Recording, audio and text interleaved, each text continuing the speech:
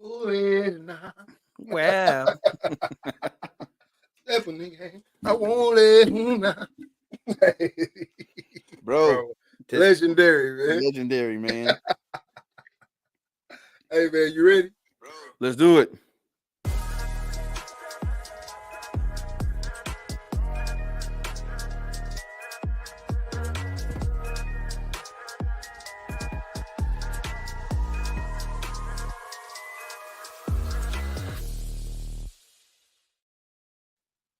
Good afternoon, good evening, good night.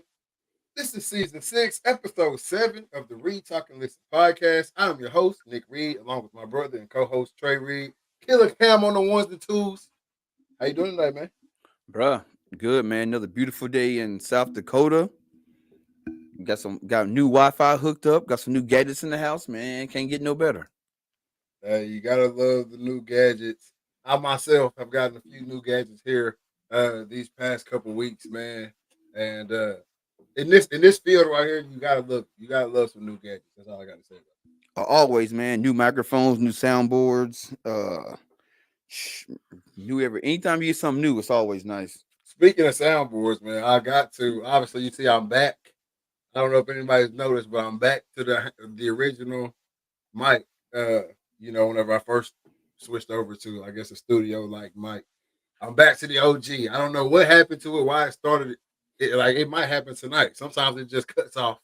I don't know, but my soundboard didn't have phantom power. For y'all who know what any of that means, my soundboard didn't have phantom power, so it can't run my brand new mics that I have. So I got to get a new soundboard. But anybody who knows anything about soundboards, they ain't just giving them things away. Show ain't. You know what I'm saying? Especially the one I want. So new soundboard is coming soon because we need them. And I need that. You know what I'm saying? I need Hey, bro, that. my homeboy at the pawn shop shoot. Hey, he keeps soundboards. Hey, I need the hookup. I need some and all that stuff like that. I just saw something from work. My bad. That's why. But I'll get to that in a second. But no, man, we got a lot of stuff to get to tonight. Crazy, crazy episode. Crazy conversations throughout since the last show. That we kind of wanted to put out there and get out there. So it's gonna be a nice little night tonight, man. But before we get to that, we gotta talk about the attack. You Oh, know? gotta talk about tech, Come on, man. Oklahoma man. attack. We're gonna be in the Oklahoma Tech out in Beavers, no, in Broken Bow at Beavers Bend. Man, bro, already been putting out videos, not videos, but pictures and stories and stuff, and Tech been liking them. They know we coming. You know what I'm saying? Cam sent the picture of him shooting his target. You know what I'm saying? Hitting it right in the heart. Tagged them in it, tag Tech in it, and of course they liked it. So they like I said they know we coming, and I cannot wait to get out there, man. It's gonna be a dope event, man. A ton of content getting pushed out. No doubt, bro. Tech, I've always been excited about Tech, right? Excuse me. I've always been excited about Tech. There go that boy Ronald Macarama said in there. But this year I'm even more excited because the first year it was just me, you, and Rex. All right. Then we go a couple years, just us. Boom. Measley comes. Then the next year, Cam comes. And then this year we're gonna have Cam and Ron out there on the course. We're gonna be doing our thing. The content gonna be flowing. It's gonna be on point. Oh, dude, it's gonna be great, man. And hey, I'm Cam. I'm like, I know you gonna be your first time shooting. Hey, bro, just hit foam. That's all we care about. Just hit foam. Don't worry about putting that joker in the 12 ring. Don't worry about putting that joker in the vital. Just hit foam because sometimes them shots is all you. Whatever you can see, hit that part. Because most times you can't even see the vitals. Home is home. Exactly. Home is home, man. And Total Archery Challenge, I see it right there, sponsored by Jack Links. This the second year they the main? No, this is the first year they the main. First year they the main? Last year was Yeti. Yeti was the main. Okay, so yeah. Jack Links coming through. They had a bunch of Jack Links shots last year and stuff like that. So it's only right that Jack Links took over as that lead sponsor in there. But it's gonna be amazing. They have all type of stuff set up out there. The courses, like Troy said, sometimes you can't even really see the entire animal. It's just what you can see. Try to hit it. So it's gonna be fun. It's challenging. and then of course you gonna get your steps in. Oh yeah, you You get know your that, steps in for sure. yeah, that comes with the territory. But man, I'm excited. I'm excited for Cam to be shooting that switchback. For y'all that know anything about bows, Hey, hey, switchback is probably one of the best bows, if not the best bow ever made. oh yeah, Cam better be ready to talk. Oh yeah, be ready, yeah, be ready to talk because you're gonna have people run up on you. Hey, bro, where you get that? And you might have some offers. Hey man, hey, what you want for it? Man, that's a that's an heirloom at this point. Right? Stuck out in the family. Yeah, no doubt, no I doubt. got this out of a time capsule. So that's gonna be a whole another aspect of the trip, man. It's gonna be legit. So I can't wait to get that footage out to everybody. We're gonna try to put out as much as we can while it's happening. Uh, yeah, hopefully I'm not speaking premature on that. So Ron, you might get your boots ready. Hey, bro, just putting stuff out, man. That's it. And hopefully, what I'm hoping is that Tag be like, man, hey, these cats is for real. We need to bring them on staff All right, come on now. already. We'll play But, with them cameras. but it's wild. You would think that an event like Tag, once you became the title sponsor, you would never let that shit go. Hey, and not that it matters. Wasn't Black Rifle was the main last year, wasn't he? Yep, Black Rifle was the bane for a long time. Black. This the thing though. This is the thing I was about to say too, right there about that. I think you can only get so much out of it. You can only There's only so much you're gonna get out of being that title sponsor, right? Yeah. So all right, we the Black Rifle because we've watched Black Rifle blow up. I mean, I watched them go from having like a cut like three. I think the first year we went out there, they had like five styles of coffee. That was it. And then the two canned drinks.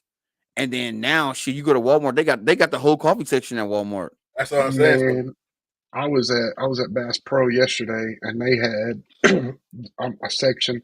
They had all the merch, their coffee mugs, and then they had it in the K cups, the bags, the small bags, the big bags, the ready to drink, and it was just like, man, I got all these flavors I never even heard of. I stood there for so long, I decided, man, I don't need no coffee, but there was so many too many choices. But I was scripting to get one. But yeah, shout out Black Rifle. I'm surprised they ain't got a you coffee know, shop yet. They're in Texas, close to where they are. There's one Uh, in like San Antonio.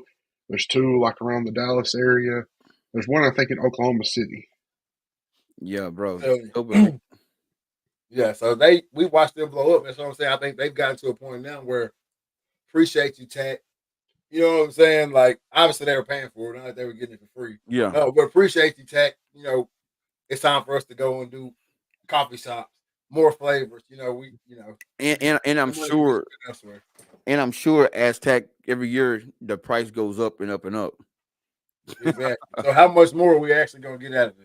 Right. Whereas Jack Links, you could kind of say Jack Links has been big in our lives, but I ain't Hmm. walking around thinking about Jack Links on the daily right now. No, and man, and on top of that, dude, they was giving out so much jerky last year, man. I think I still got like 5 or 6 packs in my backpack.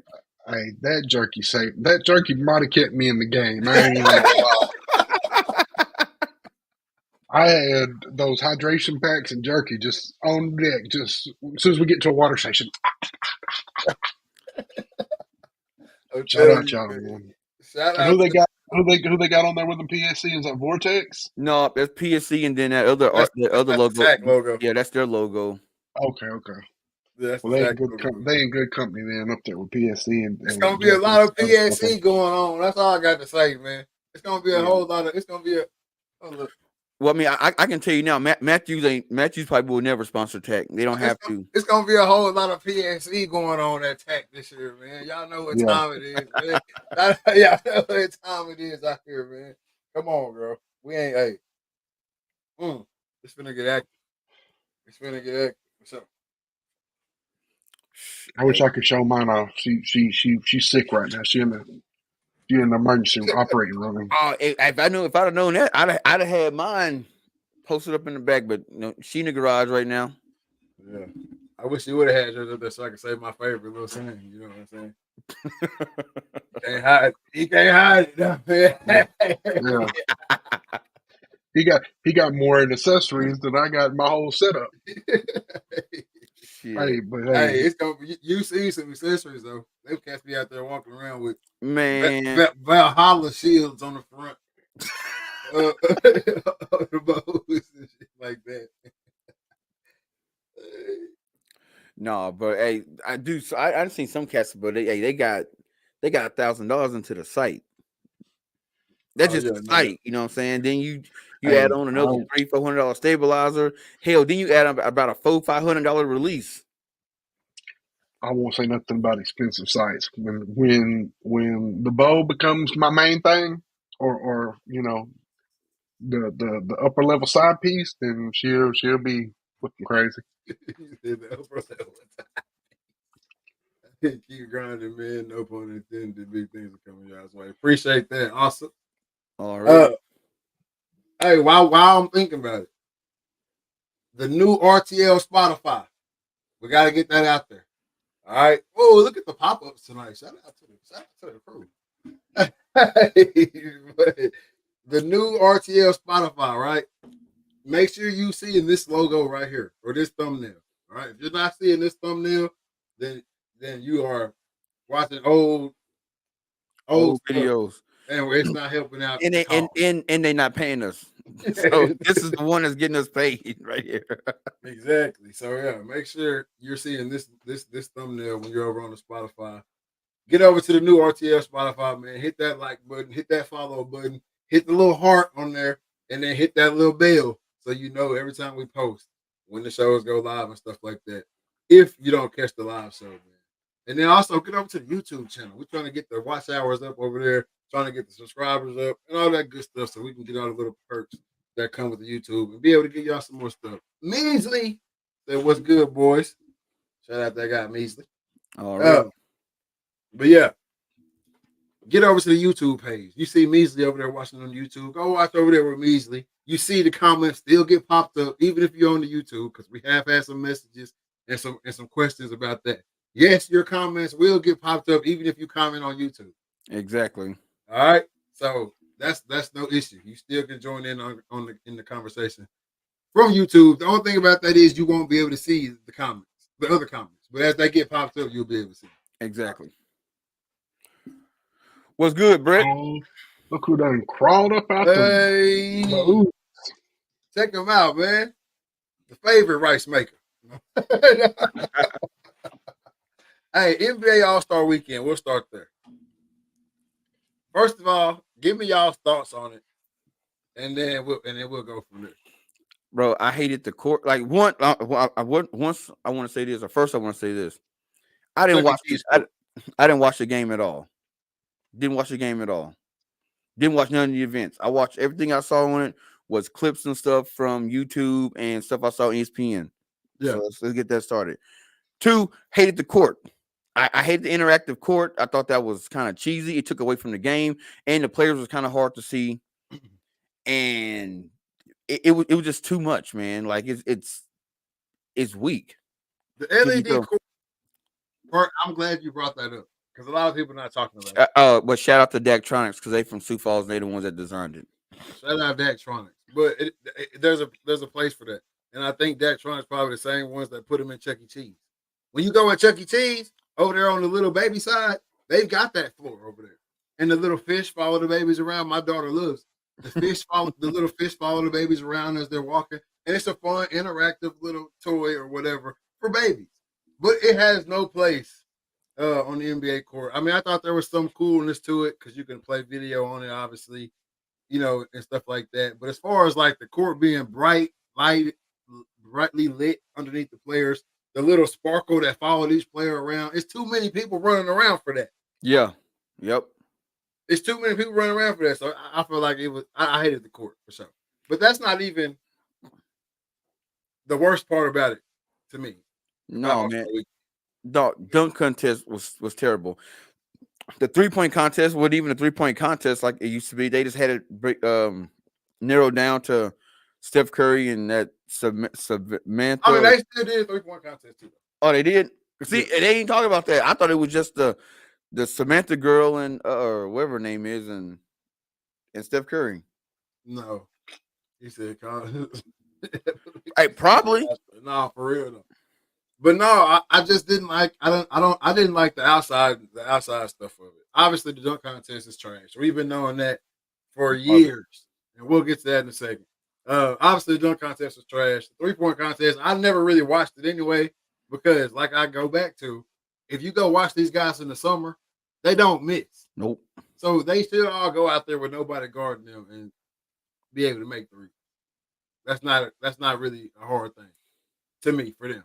So cool, 3-point contest, whatever. Skills contest is probably my favorite because they actually sometimes be competing, which this year they really did. But the skills competition is normally my favorite. And then obviously the All-Star game. I like to see the no defense.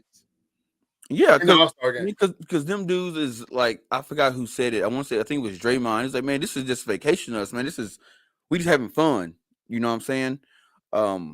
I don't mind that. I like seeing the score go up to 200 some points. You know what I'm saying? They just having a good time out there, and that's what it's all about. But it's they're losing viewers, and they got to figure out some way to get more people to start watching. Because I know a couple cats that didn't watch it at all. I didn't really watch it. I went back and watched most of it. But I think they're losing viewers because just like it's the All-Star break for them, it's also the break for the fans. Yeah. It's also, you know what I'm saying? The fans taking a break too. It's the But see- lull of the season. But the All-Star game ain't for the hardcore fans. It's for the casual fans, the person that I occasionally watch NBA basketball and, oh, this is a big event, so I'm going to tune into it because that's why it's not for TV at all. And if it was for TV, it wouldn't jump around cities. If it was for TV, it'd be in the same spot every time, and it'd be a big TV event. But it jumps around cities because I want you there. Yeah. You're supposed to come out to All-Star Weekend, get the autographs, see all these guys that you complained about all season that when they came to your city they didn't play. Here they are, all on one court, and they're gonna allow each other to do what each one of them do best. If there's a big dunker in the All-Star game, everybody gonna get out the way, throw the hoop to him off the glass. If it's a dude that shoot threes, shit, let him shoot that shit from the logo. Exactly. And so you get to see that. It's for the fans that are actually gonna come and participate in All-Star Weekend. And that's why they jump. It's a circus. It's a show.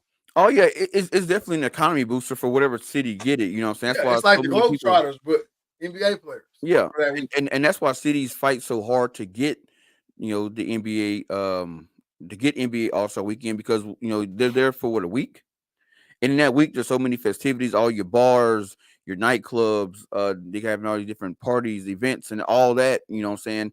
It's just a huge economy booster for the for whatever city they go to, but it is definitely not an event to watch on TV because you really don't get the full experience. You're watching the games and what goes on inside the stadium.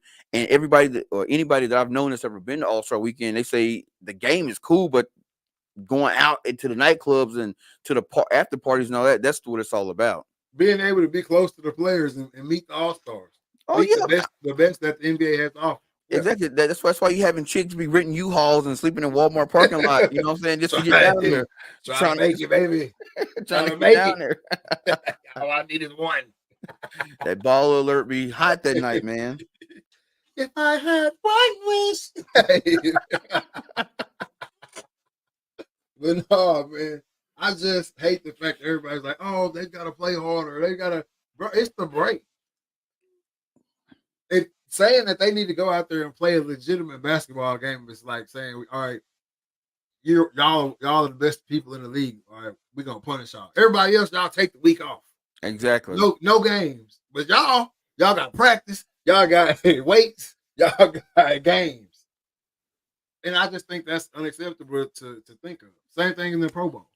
Like, you know what I'm saying? Like, yeah, it's all supposed to be just to have fun. And it's more so, hey, you guys can actually interact with these, these guys you watch every Sunday, or you guys, you watch every Monday, Wednesday, Thursday, whenever the NBA play. Here's your chance to meet them, get autographs, and get to see a little bit of, you get to see behind the scenes on what it all takes to, to have an NBA broadcast. Yeah, no doubt. So I was cool on the All-Star game. It did what it's supposed to do. Dame went crazy. Shout out Dame Lillard. LeBron 20th All-Star game out of 21 seasons. Shout out Bron. I don't know what we're still debating about. But the Sabrina, what's my thoughts on Steph versus Sabrina? I don't have no thoughts on it. Cool for her.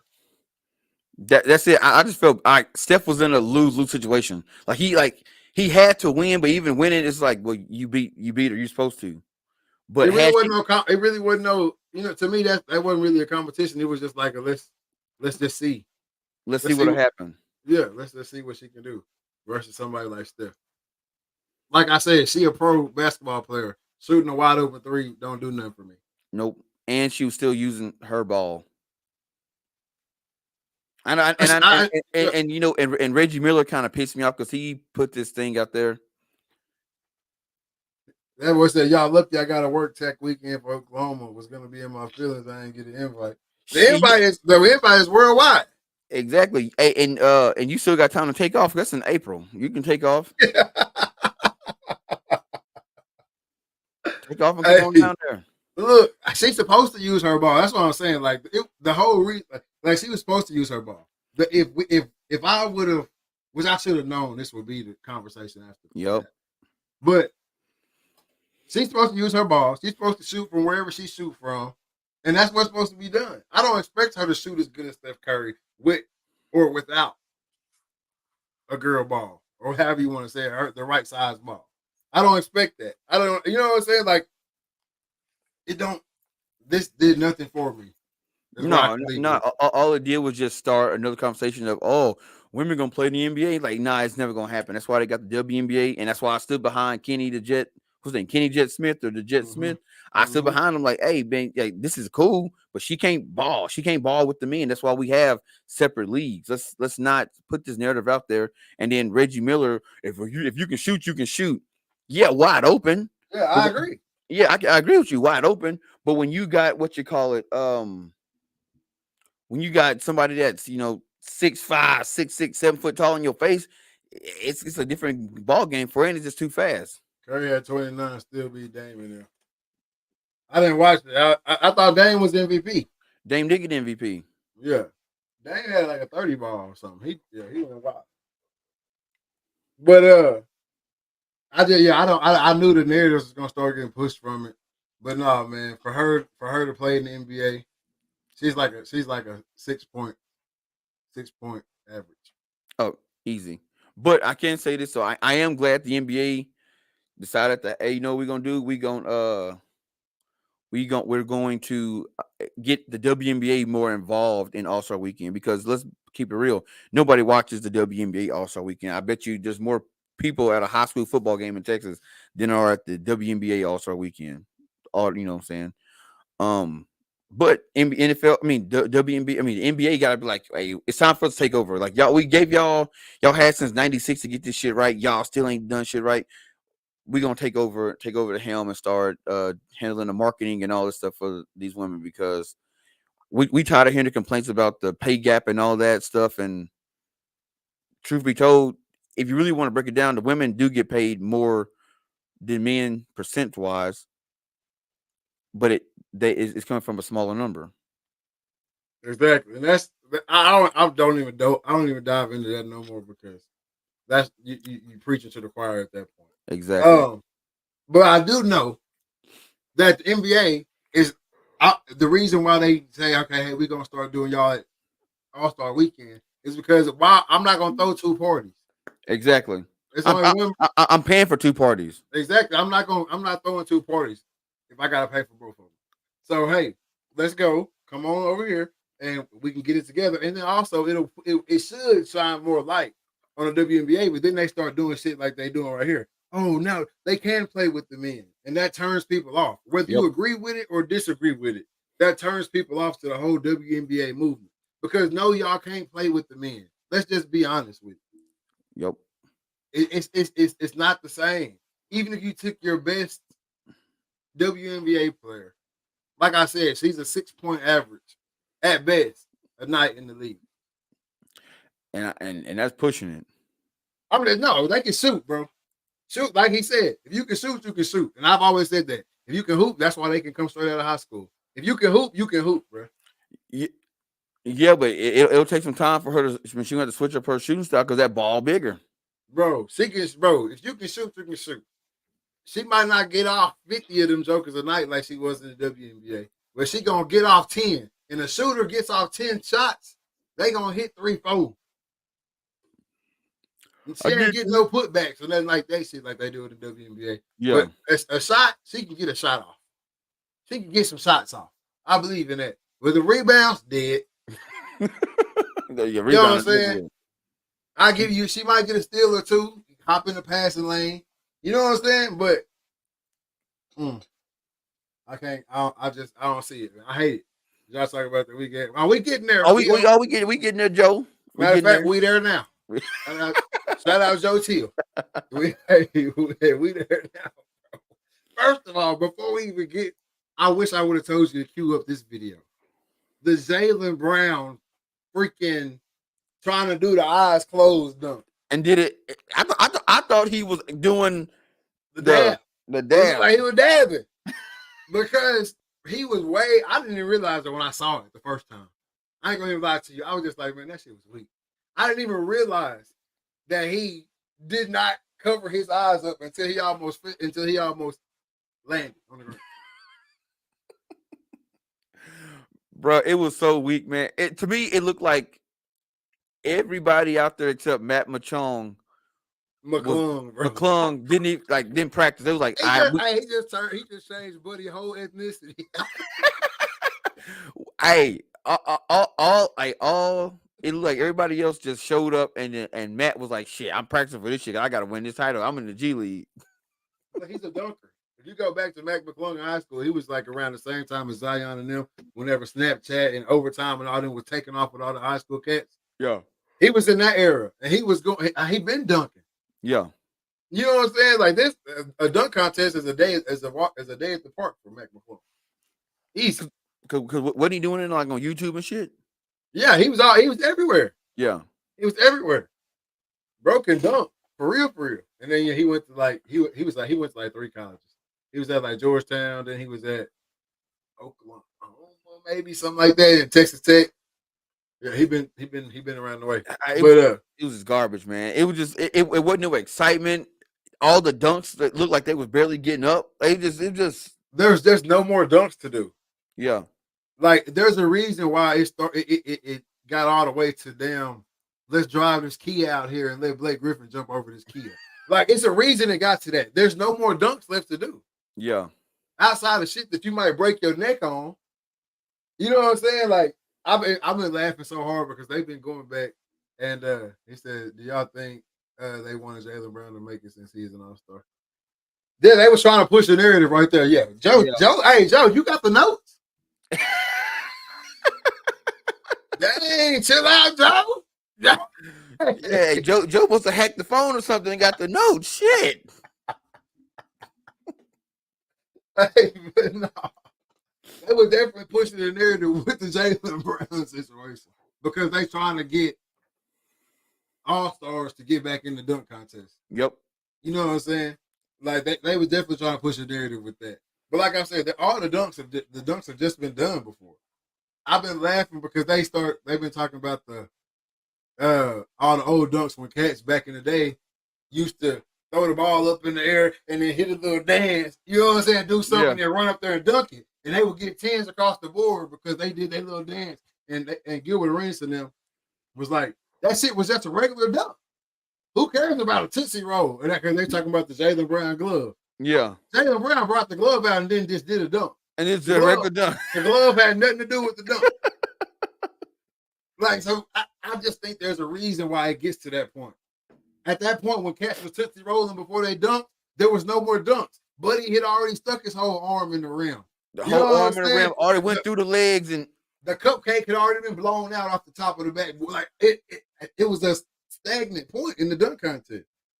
So they dancing now. Hey, let me hit my dunk and go over here and dunk it out. All right, then let's pull the Kia out here. Yeah. Which he didn't even jump over the car, he jumped over the hood. Yeah. He jumped over the hood. Hell, I could clear the hood of a car. And how many times y'all gonna bring Shaq out there? Or 7 Taco Fall? Or hell, Jaylen Brown duck ass on that one dunk we just talked about jumped over Cassinet. Like because he's the number one YouTuber, it's supposed to make that dunk better. Regardless of height. Because he's the number one YouTuber, it's supposed to make that dunk better to us. That's where we at with the dunk contest. Here, if you want to jump over somebody, this is what you do. You bring your castanet out there, you run, and you do a 360 dunk, and as you turning your body, you go over his head. That gets you that wins you the dunk contest. Yeah, unless you're Aaron Gordon. Unless you're Aaron Gordon, yeah. Hey, Aaron Gordon did the best dunks we probably seen in the last 25 years. Yep. Shannon and Kyle Beef been top tier on me. I watched that video of Kyle Watson and Shannon talking about him on ESPN a million times. That shit was hilarious, bro. I honestly like this guy off. I don't know what he do. He a streamer. Other than go live, talk shit, and play music and hang out with his friends. Like, damn, and there's a ton of cats that do that shit. I'm like, damn, man. What do you do? That's what he do. But they do they do on the stream live. They do a bunch of crazy shit too. Yeah, that's what it is, and that's how they got their shit up. But you know that AMP, they just like RDC1. They a whole nother house. Yeah. He go live for 8 hours at a time. Exactly. And he just do everything on live. He live his life on live, and people watch that shit. Got cameras all over the house. Yeah, they be getting in fights with each other and shit. Like they do all type of shit. Can't hate the hustle. No, not at all. But no, man, the dunk contest is dead. They're not gonna get the guys that are in it. No, and the fact that they keep blaming LeBron for it is ridiculous.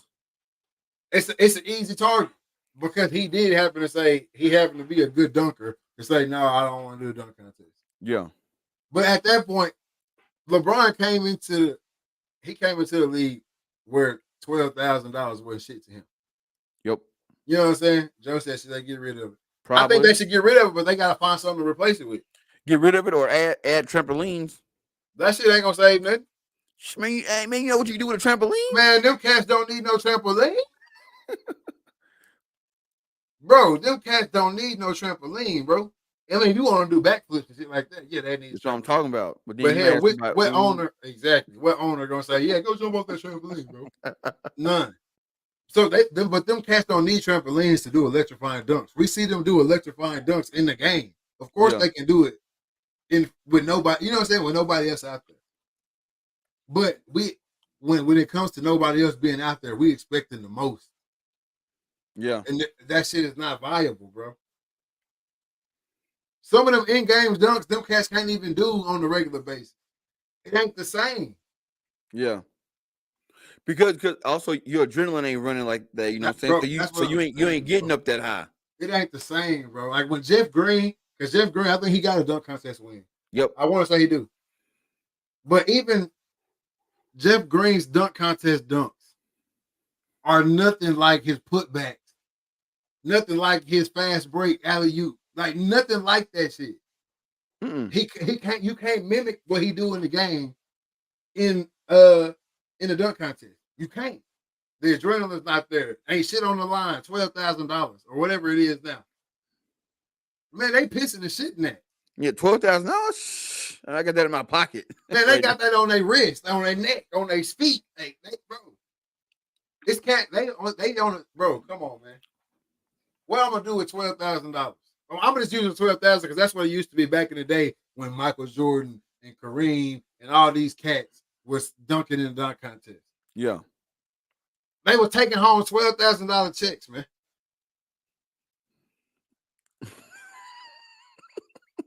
Come on, man. You got to up the ante, man. You got to up the ante. If they come with this, all right, we giving away $200 million or $1 million. I'd do something for $1 million. And even then, even $1 million. Jaylen Brown, who we talking about, who was absolutely ass. Let's just make sure we get that straight on the record. Was absolutely ass in the dunk contest. It's a $300 million basketball player. Even if the take home is $1 million, what is that to a $300 million man? That's really like $1 or $100. So where do we put the? You know what I'm saying? How much money do you put up? Do you put up 20 million, 10 million, 30 million? What do you put up to get a LeBron in his? Obviously in his prime, he ain't doing that shit now. But how much money do you put up to get a Miami Heat Bron in the dunk contest? A year 7, year 8 Cleveland, Miami in the dunk contest? What do you do to get D Wade? What do you do to get a Paul George? I think Paul George might have been one. But what do you know? What do you do to get that caliber guy, KD, in the dunk contest? Outside of foursome, it's got to be some big money. Exactly, and they're not putting up 30 mil or nothing like that for a dunk contest. No, not at all. But speaking of forcing, Michael Jordan and all them cats also were forced to be in it. Dunk contest. Yep. But I think that's what you do, though. I think you force them still. Yeah. Oh, yeah. If you are Adam Silver, and your whole objective is to make the All-Star game a big thing, if you an All-Star and you a dunker, you win a dunk contest. You ain't got no choice. Hey, you ain't got to be no All-Star. I don't even buy that. I don't give a damn if you're an No, All-Star. no. I'm sorry. If you are known for dunking, you are a dunker. You win an All-Star. I mean, you win a dunk contest. Bro, if you a 3-point shooter, you win a 3-point contest. It is like what it is. You ain't got no choice. Straight like that. Hey, check this out. Zion, Ja, y'all think y'all finna walk in my league and just chill on the sideline with your camera phone on All-Star weekend? You crazy as hell. Yep. You in the dunk contest off the rip. LeBron, when he came in the league, I don't give a damn what you're talking about. I know how much money you're worth. You know, get on out here and dunk. I know how much his league worth. Exactly. Y'all get your ass out here and dunk. Who else? Oh, y'all. Hey, get your ass out here and dunk, man. You ain't got no choice. That's how they used to do it back in the day. That's why you had all the names dunking in the dunk contest. Yeah, hell, I think Shaq was even in a couple. Which I ain't never agreed with them 7-footers being in no damn dunk contest. You can't do nothing to make that shit look good. Like that Dwight Howard, when he won from that one shit, I thought that was the worst shit. Because all you do is put a cape on and just jump on and threw it in still. Boy, you 7'6". How you throwing it in? Come on, man. I ain't never going for that. But I can't get down with Dwight Howard just because how they gave him Superman. I'll never forget the NBA and the fans for that. Like Shaq didn't exist. No, while he commentating. While he commentating. Not to mention he got the big ass tattoo right here on his arm, bro, man. Come on, bro. I'm Superman. Like, bro, when they gave Dwight Howard Superman, I was shocked as hell. And he played in Orlando. I'm just like, that's crazy, bro. I ain't never forget. Real truth be told, bro, Orlando was trying to erase Shaq for some reason. They was pissed that he left, and never brought them a title. Shit, and then go to LA and rattle off 5. It's two things. It's two things that'll make somebody stay: help and bread. So that's on Orlando. Yep, and y'all won't try to do neither one of them. That's on Orlando. Help and bread, they gonna stay. LeBron would have stayed in Cleveland for help or bread. That's it. Come on, man. It's an easy equation. So I don't know what Orlando was. I ain't never looked at none, never looked down into what they had going on front office wise or nothing like that with Shaq. But the dunk contest, man, it's over with. I'll never forget the NBA for what they did to Shaq either. By the way, it's over with. Hey, let's slide on down to the HBCU Combine. That was yesterday. This one right here, I guess, ruffled some feathers. It pissed me off. Go ahead, state your claim. All right, so for years and years and years, you can go back to season 2 of the RTL, and we talked about, HBCUs and their lack of, getting exposure for their players, not trying to fight for the TV contracts. Hell, not even trying to fight for recruits. You know what I'm saying? Just kind of getting what's left out there in the market, not trying to be the ball of the dance or the bell of the dance, whatever they call it. Anyways, so finally the NFL says, you know what? We are going to do a HBCU combine. To me, hell yeah, cool. That's a step in the right direction. People in the comment section, why can't they be part of the main combine? Why can't they be with the other players, from Texas and Alabama? Why can't they be with the big D1 combine? You don't want them in the big D1 combine. If you want to showcase what you got, everybody you see HBCU, all eyes on you. Why do you want to share the field with other cats? That's the whole y'all. HBCUs make themselves separate for a reason. And then when it comes to, and we're gonna give y'all got y'all own shit, so we're gonna do your own combine. Now y'all want to be part of the PWIs. And this is my thing right here. I hear what I hear. I hear the cry. I guess I hear the cry. Why can't we? Why can't the HBCU athletes be in the combine with all the other college athletes? I hear that. I feel okay. I feel what you're saying. But my whole thing is, how do you know that all them HBCU players were statistically good enough to make it to the combine with all the other players? Because Right. not even all the other players are good enough to make it to the combine with all the other players. Speak on it. So why make an uproar and make a ruckus? Oh, well, we'll just throw them in with everybody else. Well, shit, if we throw them in with everybody else, well, give me them 3, and the rest of y'all go home. Exactly. So that's why I'm like, okay, we gotta shut the hell up sometimes. That's all it comes down to. You gotta just shut up. Shut up and take it. It's a step in the right direction. That's all it is. It's we getting some exposure instead of none. Exactly. So sometimes you just gotta shut your mouth and let it play out. All right, because if they doing it like that, like I said, not even all the other athletes that's at the PWIs get invited to the combine. So what makes you think every last one of these HBCU athletes would have got invited to the combine? Because look at a school like Texas. They might have 10, say 10, 15. That's a great year. It's a good year. 10, 15 guys, maybe. That's a great year. Where Texas ain't had 10 or 15 guys drafted since. Well, hell, let's say Alabama. Alabama gonna have about 20 of them jokers out there. 20 of them. And only about 7 of them gonna be at the combine. And then the rest of them gonna be at their pro day. Come on, man. That's where you see the 4th-string running back who get drafted in the 5th round. He had a damn good pro day. Oh man, my boy had 17 carries. His whole career in Alabama. Then he came over there and he ran a 4.3, bench press 225 40 times, and jumped to 37 vertical. Shit. A fucking probably about a 10-yard broad jump. And go undrafted to the Carolina Panthers on their ass. And then 2 years later in the Pro Bowl. I'm trying to tell you. Come on, man. It's a whole different lifestyle. But no, I think they just need to chill. I think the uproar about the shit is just gonna make it be like all right, that's why we can't mess with y'all. Yeah. And I hate when that shit come out like that. But it just sometimes you gotta just shut your mouth and take it. You getting it. You getting it. So take it while you getting it. Thanks to Dion. Come on, man. Y'all can't stand so much. Keep it 100 or don't keep it at all. So yeah, we had to touch on that right there because that's definitely a step in the right. That's definitely in the right direction. It's the NFL trying to separate the talent. I don't think the NFL trying to separate the talent. I think they giving what was asked. Yeah. That's give our players a fair shot. Well, here go your first shot.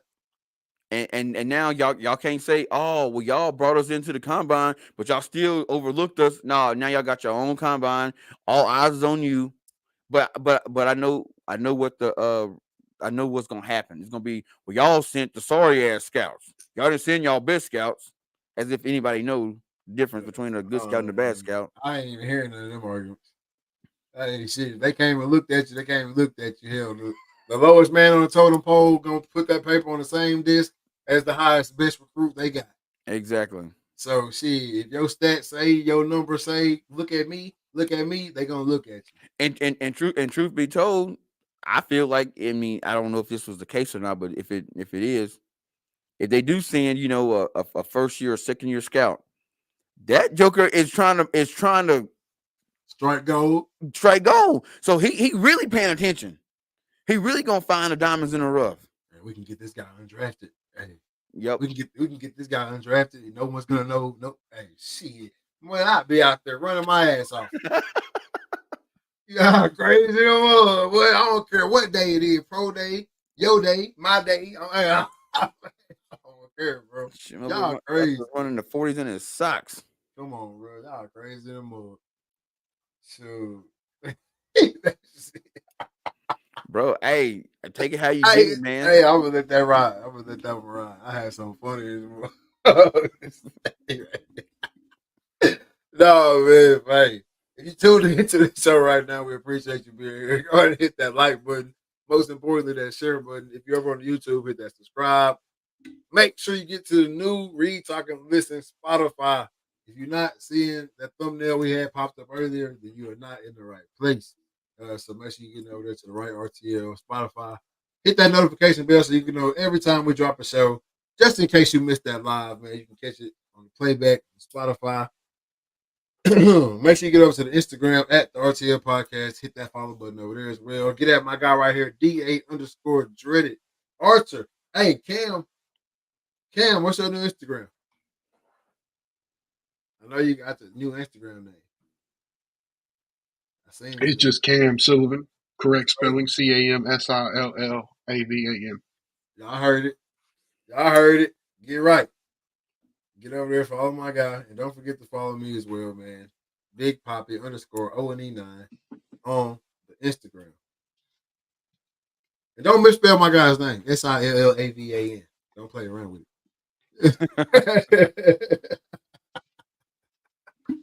Hey man, let's get to the next good man. The title of the show, man. You see it, the Little League come up. Man. And this is the conversation we had on the phone multiple times. And it normally starts the exact same way every single time. No doubt. You driving down the street, I'm driving down the street, and we see 5 and 6-year-old kids. Hell, sometimes I'll say 5 through 12 years old on the side of the road with a damn sign, trying to raise some money for Little League. Some kind of tournament, some kind of game they're trying to get to. Hell, some of them just for jerseys and pants and shit. Exactly. And I get it. All right. Back in the day, before we knew better, because they say if you knew better, you do better. Speak on it. All right. Before we knew better, okay, we got this team together. We playing shit. We might be kind of good. All right. They winning some games now. All right, y'all now shit. They might make it to somewhere. We got to do something. Last minute type shit. Now you on the side of the road with the little buckets or whatever it is, trying to raise money to go out of town, get the hotel rooms, blah, blah, blah, blah, blah. But it's 2024. All right? Ain't no more standing on the side of the road. Get you a sponsor. You know what I'm saying? Like it's ways around it, right? But I have my own thoughts of why people don't go through the right channels of running this Little League shit the right way. All right? Most of it is because they trying to keep that little extra on the side. Ooh. And that's where the Little League come up comes from. Because most of these cats out here trying to keep that little extra 1,000, that little extra 1,200, 1,500. In some cases, if you really run it right, see that little extra 5, 10. Hell, 15 if you're really doing it right. To themselves. So that organization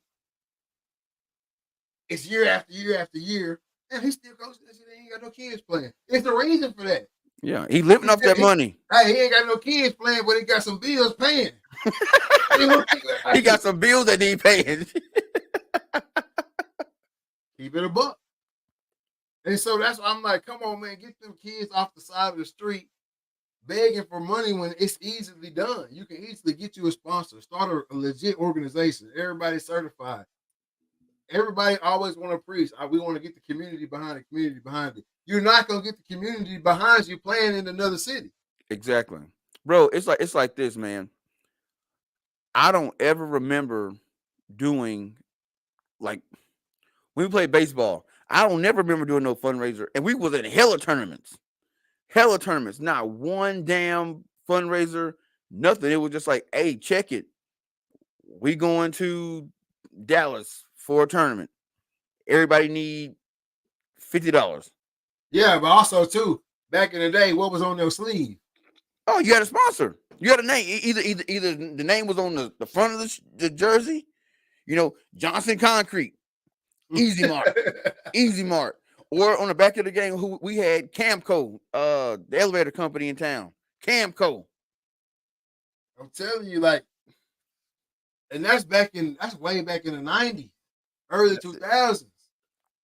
Like that ain't 1865. You know, like that ain't Yeah, way like that. it wasn't a long Like time ago. it just blows my mind when I see it, bro. And I'm just like, when I see a team out there, and sometimes I do give because I hate the shit. Like sometimes I try to give enough to like get y'all ass off the corner. Yeah. You know what I'm saying? Like get off the corner. But when I see it, I see the name of the organization, whatever. I start doing my dig. You know what I'm saying? And 9 times out of 10, I find what I'm looking for. Exactly. Here's my thing. Check this out. You can't sell enough fish plates to pay for no tournament. Come on, man. If you're a football team, I'm using football example. You're a football team. You got minimum 22 players on the team. It's 11 on both sides. If you look at hotel rooms and you're probably talking about the parents too that you might have to be trying to cover, coaches and all that. So you're looking at a minimum by about 40, 50 people you trying to pay for to stay in the hotel room. All right. You're not going, I don't care how long you stand on the corner, you're not going to raise enough money selling fish plates, selling hot dogs, hamburgers, none of that shit to cover that. All you're doing is just getting enough money to lighten up the load. But at the end of the day, somebody else still going to cover the rest. Why not become a legit organization? Go get a sponsor and go to your sponsor. Say, hey, look, we'll wear your name on the back of the jerseys. We plan on going to these tournaments this year. Don't be doing no last minute shit. All these tournaments are already up months and months in advance. If you go into a tournament that just formed the week before they notified you, it ain't worth going to anyways. You hear me?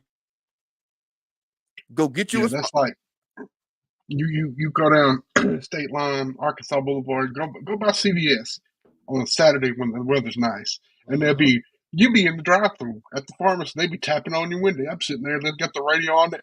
Tap, tap, tap, tap. Excuse me, sir. We trying to go on a trip. What you think I'm doing? I'm picking these Percocets up. I'm trying to go on a trip. I'm trying to go on a trip. No, I just don't get it though. But here's the thing, and you said it earlier. All these cats, we want to get the community involved. We want to get the city involved. You're not gonna get the city involved leaving the city to play in Dallas because you believe Dallas got the best talent. You're not going. It's little league. It is little league. Little league is meant for development. It ain't about we got to play in front of the best talent because I don't care if your kid is cold at 8. His ass probably not gonna be cold when he's 15, 16 years old because one, you didn't put damn near 30,000 miles on his ass by the time he 8. You know what I'm saying? 30,000 miles. You didn't put 30,000 miles on him. Out here looking like an 02 Honda Accord. You know what I'm saying?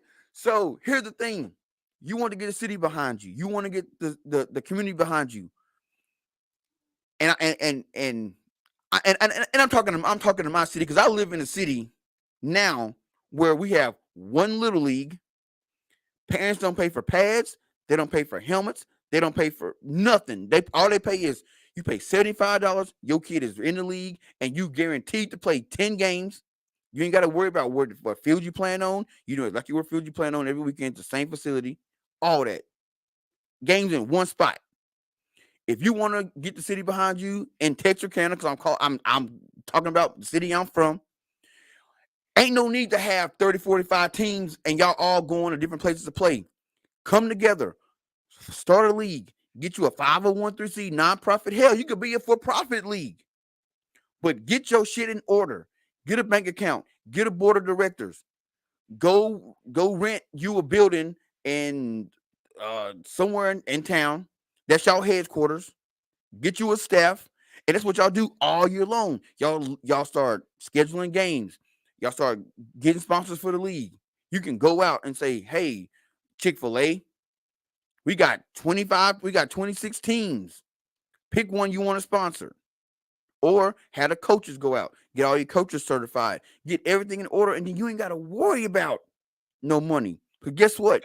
If at the end of the season, y'all had y'all championship and y'all, okay, hey, down in Shreveport, they having a jamboree or some whatever, and we want to go to that. Guess what? We got 200,000 in the bank from sponsors and parents paying to get into the games and the concession stand. We can shoot down. Little League ain't meant to supplement your income. So if you start this league, don't coaches shouldn't be getting paid. People that work in office should be getting a little paycheck, but really y'all volunteers. You ain't trying to get rich off this shit. You ain't getting rich off this shit. You're not getting rich off this shit. And that's what you want to do. And like you just said, you can start a for-profit. You can start a business. Your organization, your Little League team can be a business. Back in the day, the Jersey Award with the local business name on it. Exactly. Everybody had that on there. But yeah, you can be a for-profit business and be a league. You can start a league right now. If I wanted to right now, I can go down to New Boston to the courthouse and come up with a name of a league. The RTL Little League. All right? The RTL Little League. Go down there, pay my bread. Get my LLC. my EIN number, LLC. I can LLC it. The RTL Little League. Now it's a legitimate limited liability company, and that's how we rocking. And I get me a board. I start me a board. I put Trey on it. I put Cam on it. I put Ron on it. Boom! I got my board. We rocking. We get our teams just like you said, and we run it, and we making money. Everybody know we making money. This ain't we ain't out here faking and shaking like this strictly for the kids. No, this is my business. This is my business. Exactly. And so if that's what you want to do, you can do that. But it's too many people out here trying to have and say this is my organization. And this shit for the kids. But since you done had that organization, your whip game done damn changed. You know what I'm saying? Your organization still wearing the same jerseys y'all started with in year one.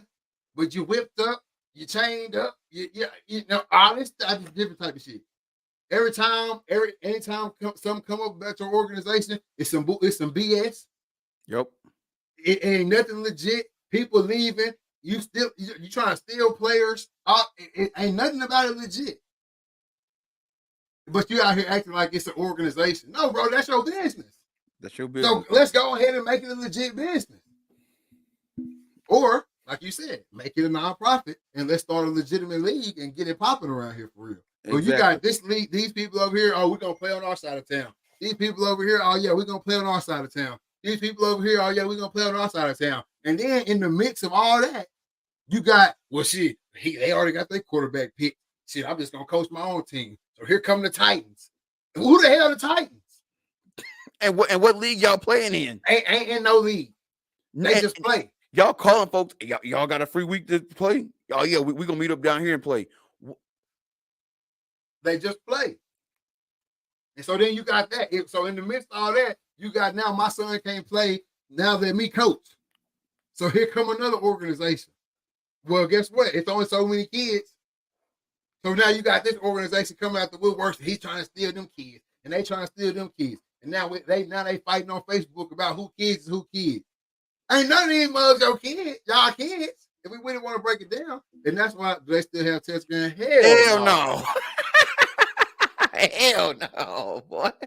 That shit been going to 85, Brett. Bro, it's legitimately like it's legitimately 3, or I can say probably 4 for sure leagues. If we talking just straight football, it's legitimately 4 leagues in town. Legitimately 4 leagues in town, bro. That is craziness. But we all want to sit up here and say, man, if we had one school, we kill everybody. Let them kill everybody their whole life growing up then. When a team leave out of Texarkana to play, it should have the best players from each spot in Texarkana. That's it. Not, I ain't messing with them because my son didn't get no playing time in their organization last year. So now we forming our own team, and I'm best friends with 5 other parents on this team. So now we got our 5 from that. We taking 5 players from now this organization over here. Now we're gonna go over here. We're gonna say 3 from them. Oh, you remember Ray? He playing over there with them boys. They don't even really like it over there, so let's go get them. And then we come back around to it in high school and be like, man, these kids ain't got no loyalty. Man, y'all been ship jumping since he was 6. Since he was 6, ship jumping. So what? The whole little league system, especially around my area, is all jacked up. It's all the way out. It's all the way crazy. And what I can't stand is they trying to be like the shit they see on TV, not knowing these leagues you see on TV are established. Pop Warner established, almost 100 years of Pop Warner. You know what I'm Bro, saying?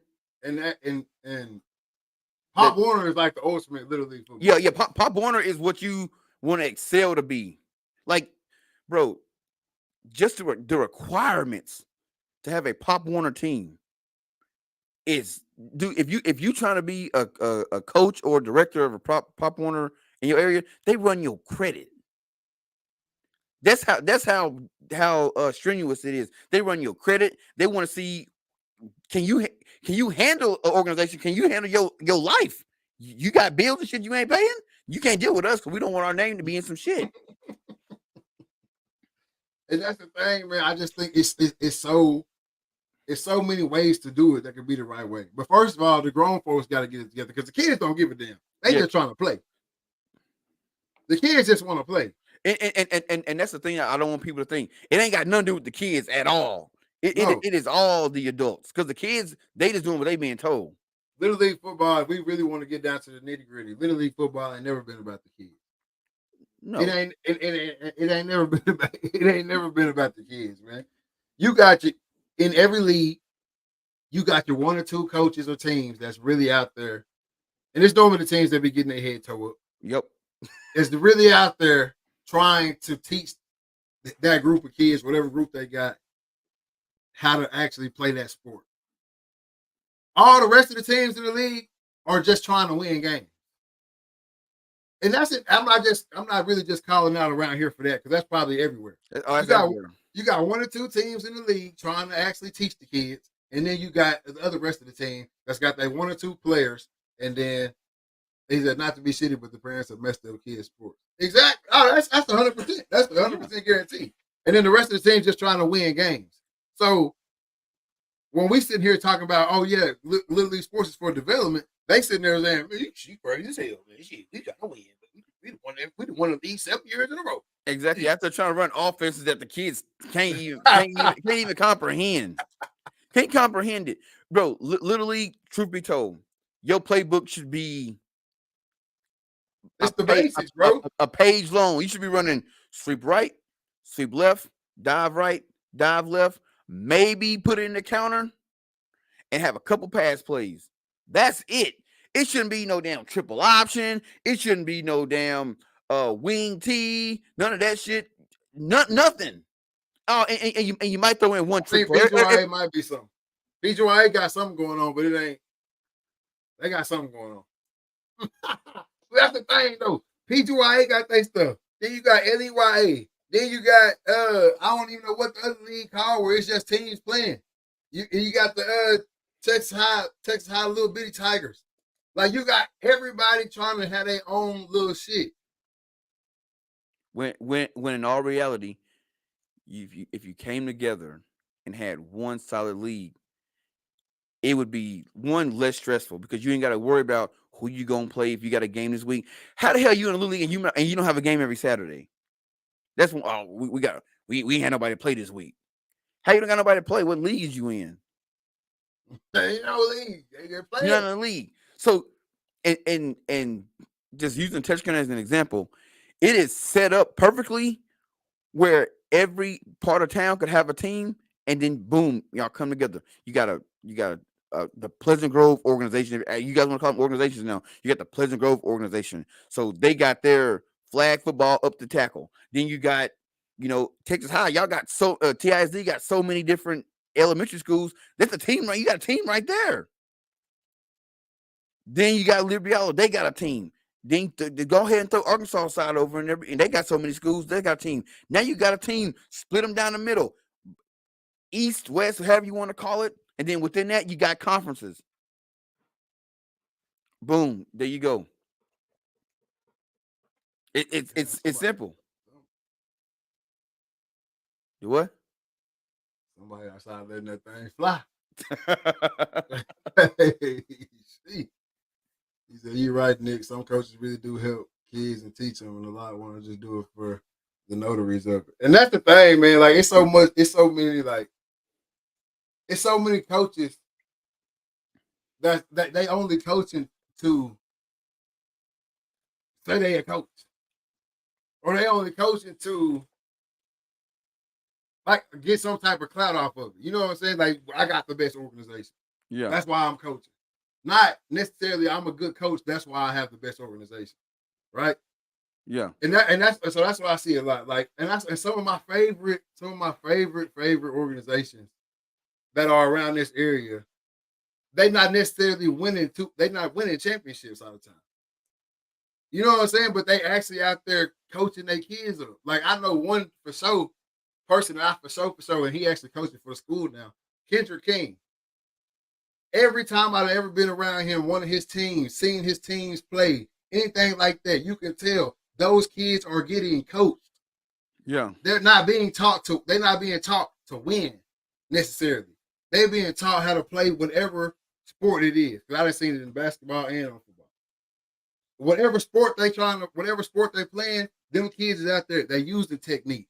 You know what I'm saying? If they doing something wrong, they getting talked to about, you know what I'm saying? Like right then and there, like coaching, real life coaching these kids, not just throwing them out there. Oh, you fast. Okay, let me get you out there. And then, okay, now make sure he getting the ball every play. Or make sure, you know what I'm saying? Like it's legitimate coaching going on. Jamal Ray, I didn't got to see him interacting with his kids.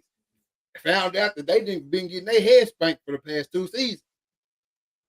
But now they one of the best teams around. When you see his kids play, it's a legitimate coaching.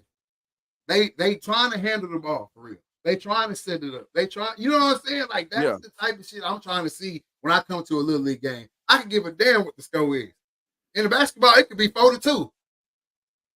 But they play fundamental ball. That's what exactly you're supposed to see. Exactly. But except that Nunny Kelly did a really good thing getting the youth football back connected to the school in a sense. They actually played their own towns like Kilgore, Mount Pleasant, and so on. It isn't the WAC league where they play in some grass field on the side of the road and coaches come strapped and look like Bishop Sycamore. But it's not just Texas High kids playing over there, though. Yeah. That's the thing. It's not they take that league right there too is taking kids from other places and making a super team in a sense too though. That's what I was saying. Like it's still 3 other leagues playing outside of their league. It's teams playing in their league that's in other leagues. Yeah, like the kid got like 5 jerseys. He played for 5 different teams. Like that's a whole nother pie. That's a whole nother pie right there. But I'm just saying, as far as a legitimate league in this town where if you playing football, when football season roll around, if you're playing Little League football, you're playing for blank. Yep. Like, okay, like I'm an example of that. When I coached here at South Dakota Youth Football, I coached the exact same team from the time they was 8 to the time they was 12. I had the exact same kids because the kids are stuck on a team based on a zip code.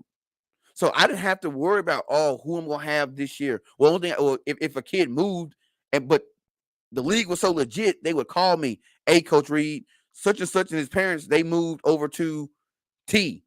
So he won't be on your team this year, but this kid moved into your area. He gonna be on your team this year. All right, cool. That's 2 months before the season start. And then like I'm not worried about where we gonna play at because I know where we're gonna play at. 3 weeks before the season actually starts, we can start practicing. Our kids come in. We have a scheduled time to go down to the facility. We take pictures. It's like a conveyor belt. You walk in, your team gets the jerseys. They get to pick their number. Boom, they get their jersey. Then you go in, boom, they get their pants, the next station, pads, helmets, everything's all fitted.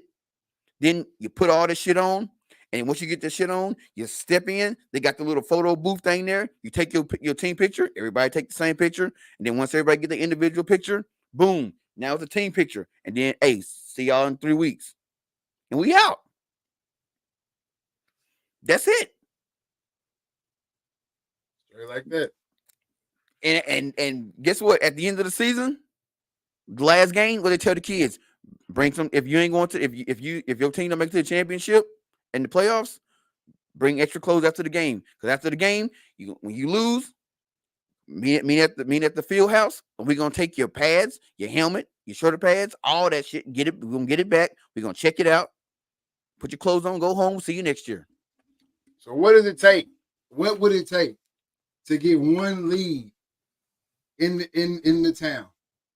How did they successfully set up one whole league in a whole city? How do they do it? Yeah. Oh, they said we want one league. So they set up a board. It kind of helped that they had businesses behind it. Hey, I want my son to be in a structured league, because the league is not about really winning. It's about what you call it, developing the kids. You know what I'm saying? And we went. You go 5-6 weeks before you even play your first game, because it's all like, this week the kids got to learn this. This week the kids got to learn that. And you got to get checked off and have somebody come out to practice and watch you and check your shit off. But how they did it was, they just, like we just said, they got the city behind it. All right. We need sponsors. They went out and got sponsors. All right. We need a place to play. Well, he said it can't be one league, man. There's too many kids that want playing time. Jordan, Jordan, hold on. Jordan, I live in a city that the same size as Texarkana. We have one league. One league. Exactly. The kids don't get their playing time, because if it's like all the Texas high schools, they come together and they got 100 kids. Obviously, you're not gonna put 100 kids on one team, but they got Dunbar, Wake Village, whatever it is. Well, you know what I'm saying? Where you at? Where you go to school at? Where you live at? That's where you play at. How many teams?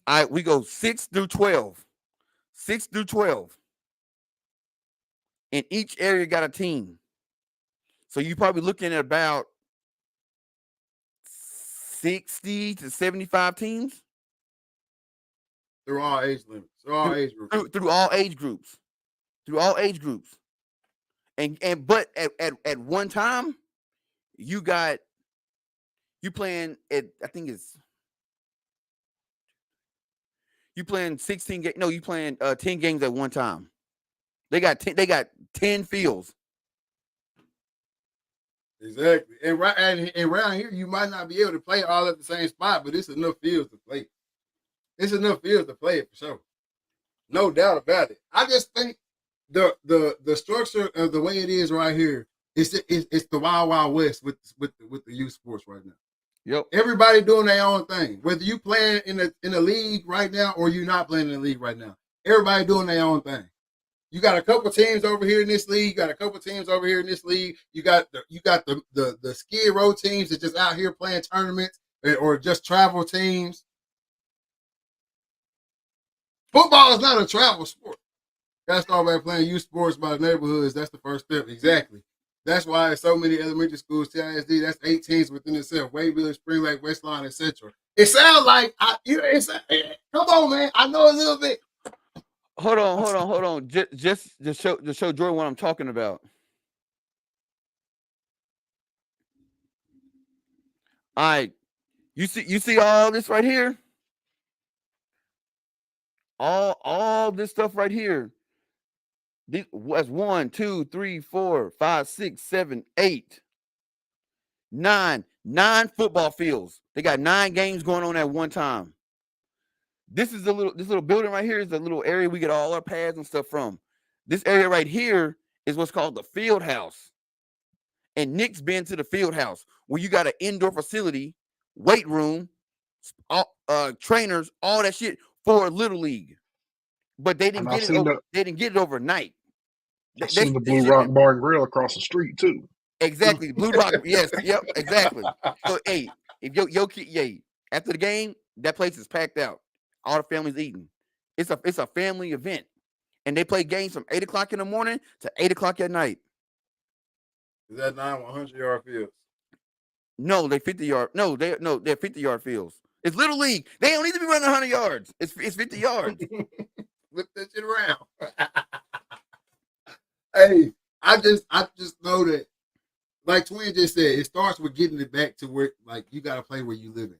Yep. That's where it start getting it. That's where it start getting back to. And this is strictly for football for me. Oh, And no, no, no, when it no, no, comes to no, this, no, the no, no. baseball, I'm wrong.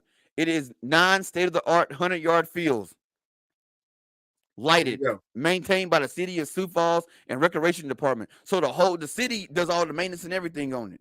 And they could do that. They could do that at Spring Lake Park, easy. There's a Oh, bunch of oh, wasted hold on. space out there. Hey, hold on. I want to show this too because this show you the level of organizations, and this go back to what Twin was saying. You gotta play where you from. So check this out. Make sure y'all see what I'm seeing. So you see that list right here. Yeah, It says school/community served: Dale Rapids, Baltic, Tri Valley, West Central, Garrison, Brandon Valley, T, Lenox, Parker, McCook Central, Bridgewater, Canastota, Marion, Canton, Harrisburg, Viborg, Hurley, Freeman, West Lyon. These are and we do service some Iowa schools too. Laverne, Minnesota, Minnesota, Hill them boys City, be balling. Minnesota, Beaver Creek, Minnesota, Pipestone, Minnesota, Jessup, Minnesota, Edgemont. Then you go over here and bro, it's all encompassed in one area. It's all one area in two other states to make one league. You can't do that in Texarkana? I'm telling you, bro. It's the want to. It's not the can't. It's not the can't, bro. But when it's the egos too. Because when you have a league like that, the ego shit really go out the window Gone. because you talk that big boy shit now because you got somebody. What about when he go off the middle school ball? Yep. Now you know what I'm saying. What you gonna work with? You really have to coach when the league is set up like that. Like, bro, we like my last year coaching, there was a guy who had coached 45 years. 45. He was a youth football coach for the exact same team for 45 years. Bro, but if you remember back in the day, bro, especially in Dixie baseball, it was coaches all throughout Dixie baseball who had been coaching Dixie baseball hell back when our pops was playing. Yep. 30, 45, 50 years coaching. And was still coaching Dixie baseball. Same team, organization now as they call it. Same jersey, same everything. If you play for the Bucks coming through Dixie, I know you played for the same coach. Everybody played for the same coach. Like Hey, it's just how it was. And then I see J-Mo said if we had something like that, we could get it done, no doubt. You got to get it done before you get something like that. Exactly. You don't just get that. All it takes is someone that's connected and can make it happen. It takes the little league coaches that's actually coaching the football to sit down with each other and say, "Hey, this is what we're gonna do." Yep. That's where it started. hey, you was talking about wasted space at Spring Lake Park. Did you see where they're opening up a new baseball complex at A&M? They putting it on campus. Yep. Mm-hmm. So I mean, And you so can that's get gonna be that's more. more. That's gonna be more space. Shout out Dobson, but damn, how many teams y'all gonna put in it? Hey, Dobson on his last leg, baby. Come on, man. Shout out Dobson though, man. Some legends that came across that mud. But But no, I just I'm saying no, all that can be done, but before you can dream that big, like anything else, like building a house, you gotta build a foundation. You gotta get everybody on the same page. This is our goal. What, like they say, you got to create a mission statement. What's your mission statement? What is it you want to do? We trying to develop. We are here for the development of the kids in South Dakota. That's what the mission statement is. All right. So that's our goals, the development. All right, how we gonna get that done? All right, we need to make it accessible. We need one place to play.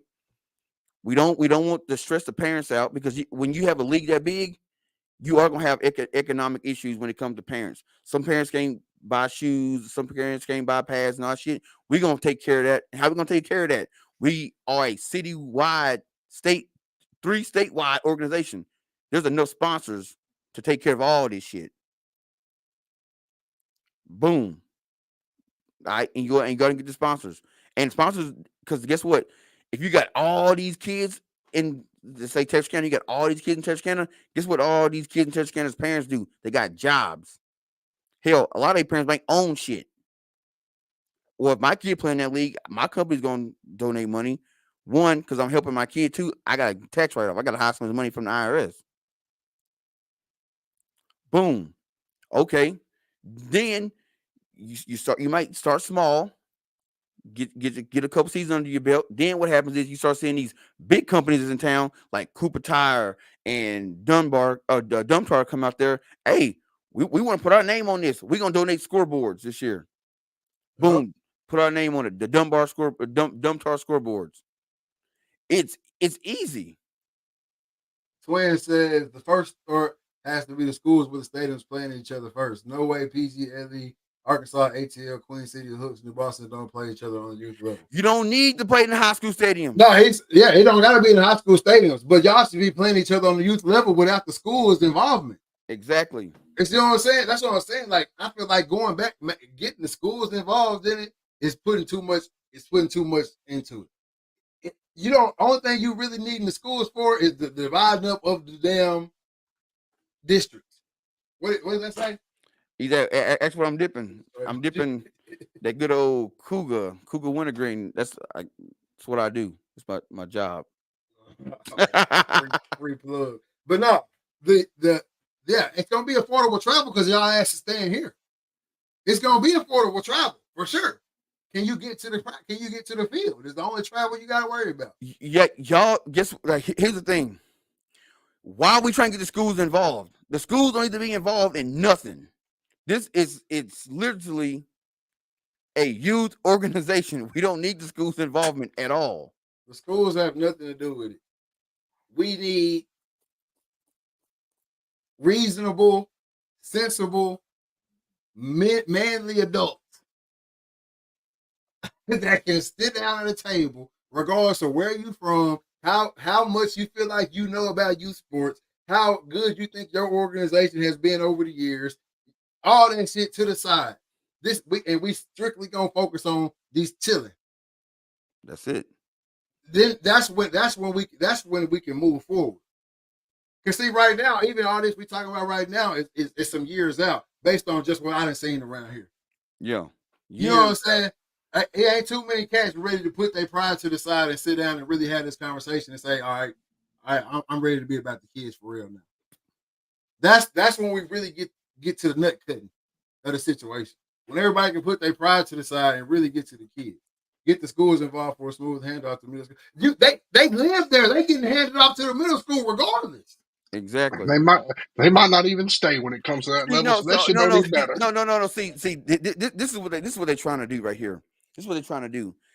They trying to have where you got Pleasant Grove, and then Pleasant Grove Little League, where you have the Pleasant Grove Little League run the same offense the high school run.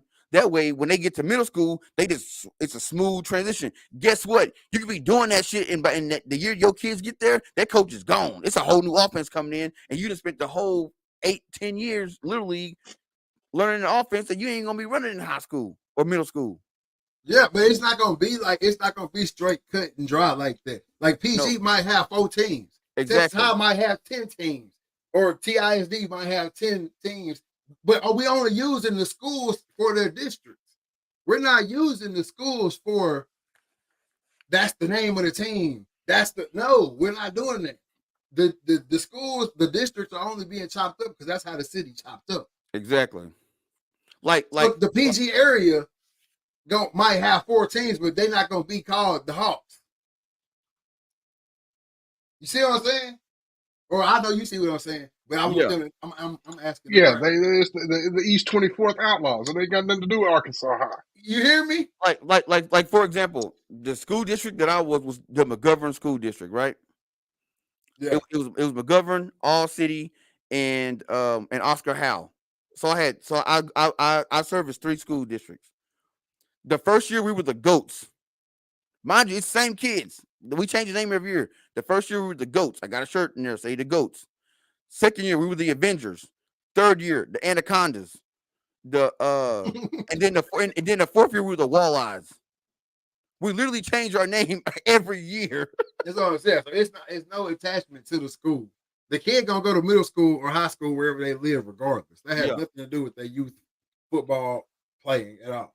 They gonna go wherever school they gonna go to. That's it is what it is. But as they growing up, if you lived on 13 Wisteria, you playing for this team. This your coach. This the coach of that area. That's who you play for. Yep.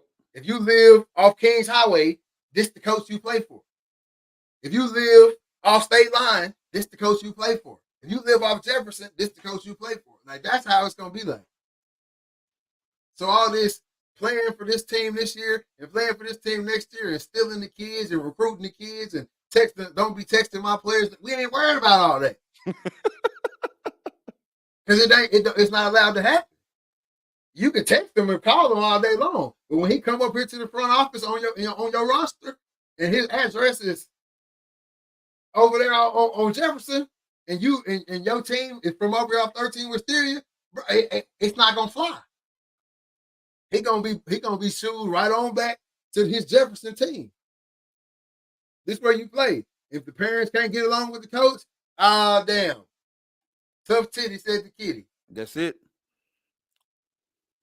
See what I'm saying? Like, but if the coach doing some wrong shit, it's a governing body that's gonna check that. Exactly. So it's all moving. And if you own if you're one of the governing bodies, your ass ain't coaching. Your job is to run the league. Yeah, because it's going to be, oh yeah, my business over here on this side of town. I'm gonna just use my work address as my living address. You're checking that shit. We know you stay around the way. We know you live next door to Miss Gladys. And that's the way to do it, man. I hope it happens because, like I said it when we talked about the high school athletes, bro. Texarkana is the hotbed. Yep. There's athletes, young and old, all through this joke. But we gotta govern this shit to where we can get the maximum potential out of each kid. Doing the whole stacking of the teams thing and doing all that shit ain't doing nothing for nobody on the bigger scale. That's it. They're getting the one or two kids that's cold, and then you kind of just babysitting all the rest of them at practice. That ain't doing nothing for the city as far as the sports go. Nope, nothing. And see, I saw Twin said they got the keys. I've been ready for the round table. Bro, round table meet. You if you see the direction you want to take it there. That's what I'm saying. Bro, you got 5 coaches. You know way more about the youth scene than either one of us put together sitting up here on this show. For sure. I know you do. You get you 5 solid ones. That's it. 5 solid coaches, bro, is all it takes to start this. 5 solid coaches, obviously from different parts of the city. Go find you a cat over there from PGIA. Go find you a cat over there with the Donnie Kelly League. Go find you a cat. LE, he said they already playing in the same league. So go, King. Y'all all get together.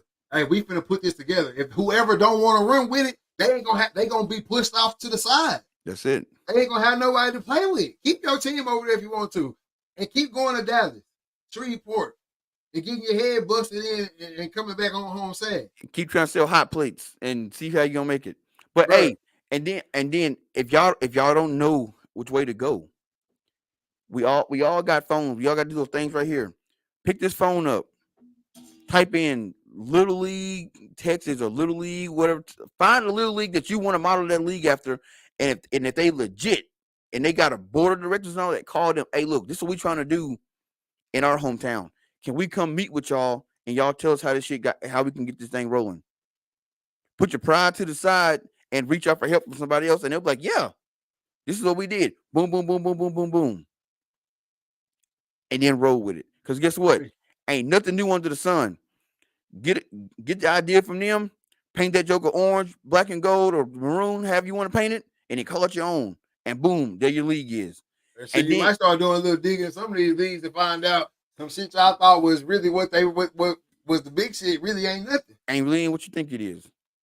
But once the city realized, oh, we have the Texarkana Little League, Texarkana Youth Junior Football.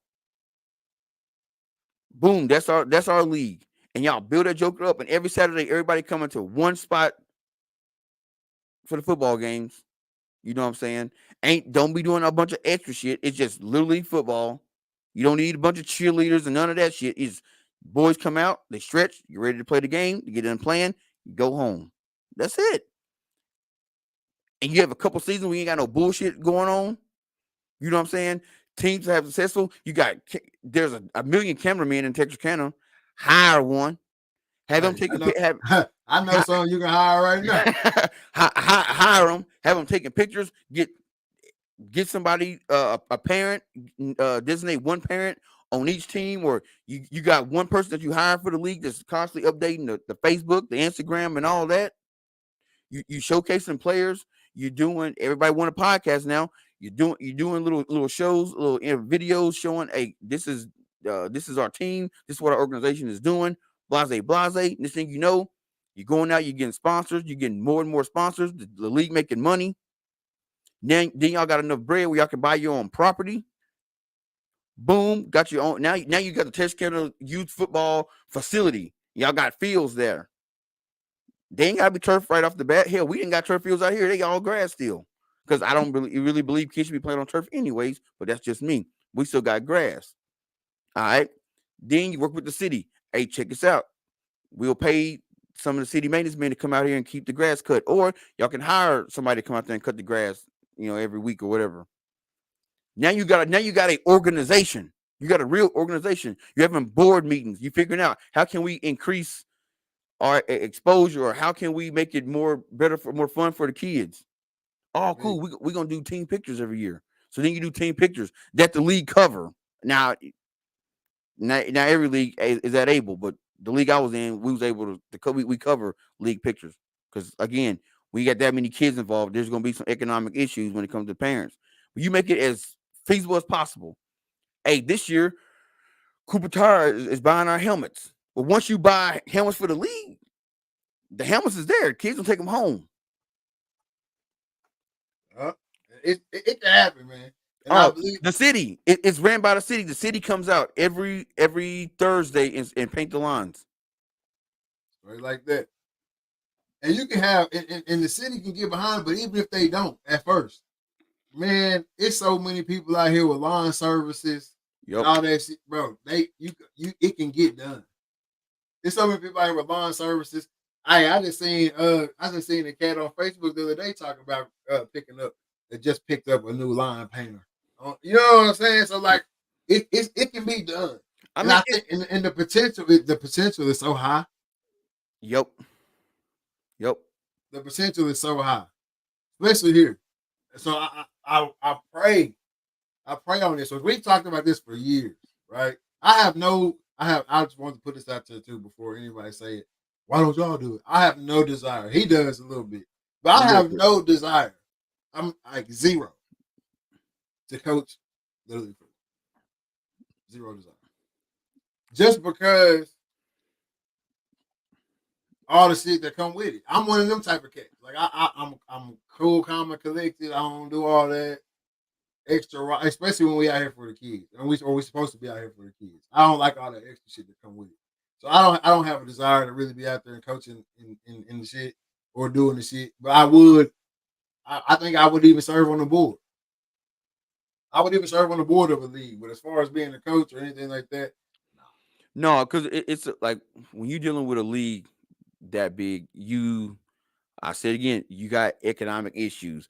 I I didn't sign up to be a coach, to be a head coach. I was a volunteer on a team where we lost our first game, and the guy that actually filled out the paperwork to have the team, he ended up leaving. So I just ended up stepping up and taking over the team. And after the first season, they was like, "Hey, you want to keep this shit rolling?" Me and two other dads was like, "Yeah, we'll step up." You know what I'm That's saying? what I'm saying. And it's man, I done seen a lot of coaches around here get certified and shit like that. I know it's the steps of the little bitty steps have been being made. I just think there's a few major roadblocks. One being everybody playing all over the place, being a major one. If they can come together around here and settle the kids playing all over the place. I think that's the first like major step Yeah, into definitely. having something super super legit. And Uh, stop again. Stop trying to lean on the school districts. You don't need the school district involvement at you don't all. need the school district's involvement. I understand what y'all saying about their fields. I get it, and that would be great if it worked out like that. But you don't need their fields. You don't need them. It's you can make it happen other way. You might have to spend a little bit, but you can make it happen. Yeah. And don't be afraid to put in some sweat equity. You know what I'm saying? Like you might not have somebody to cut the grass, you know what I'm saying, for you. Go get you either. I mean, I if you dedicated them, you mean you got any Hey, money, you might have to hey, get up. You might have to get that push mode and be out there pushing that you ain't joker. gotta get no push And more. we You know. can get on Facebook Marketplace and they selling zero turns like water. Well, I'm saying, if you ain't got the bread for that, and Man, you some ain't got a bro. push mode, Hey, but look, check this out. That's why I said a Hey, second ago, bro. There's so the many. the, There's only the, so the much. homie around the homies around the neighborhoods that do the grass cutting, you tell him pull up here on Thursday and we're gonna do all this and it's a set amount. He can knock that out quick. It's a field, bro. It's like he can yep. just Yeah, you up and down. Come on, man. Hey, my boy Wayne been doing it. Hey, come on. Hey, I seen Wayne knock out a whole 2-3 fields in about 30 minutes. Hey, come on, bro. Stop playing. It can be done, man. I know we joke and play around on this show a hell of a lot. But this is some shit that's for real. Like I think could really set the city up in the right path. Like I'm telling you now, and Nick has seen it. Nick has seen it. The amount of money and support they put behind the youth sports here in South Dakota. If we were to put a quarter of that in the Texarkana area, we already got good athletes coming out on raw talent, anyways. If we start really developing them at a young age, my God, like, Nick, please tell them about the field house and what these kids have up here. Oh no, if the field if Texarkana even had half a field house, a third of a field house type situation going on, um, what's the closest thing smoking to it is Walker Resolution. Go ahead and give my boy that plug one time. Shout out. Closest thing to it down here is Walker Resolution for sure. But no, it's literal on a daily basis and perfect their craft. That's as simple as I can put it. I don't even want to get off into all the state of the art stuff that they have because, like I said, that would be years and years down the road. Uh, but yeah, look, state of the art, everything you can think of. Soccer field right there, weight room right there. I mean, they gave us the full rundown tour of the place.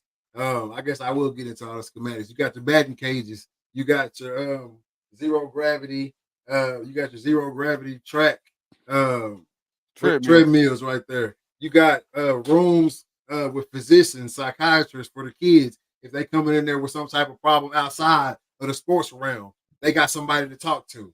You know, it's the mecca for a young athlete, a kid who don't have to worry about no bills, no nothing like that, no payment, no can I get in, can I not get in? It's a come here after school, get it in with all these people here. If you got a question, ask somebody. If you need, like I said, if you got some personal shit going on at the crib, go, hey, Miss Susie down the hall right there. Go talk to her. If your feet hurting, go talk to the what is it? But Podiatrist. yeah, go talk to the Bro, podiatrist. bro, you hit something that part right there, bro. They got a treadmill in there. Just got all these cameras around it. Your child gets on that treadmill and he will run.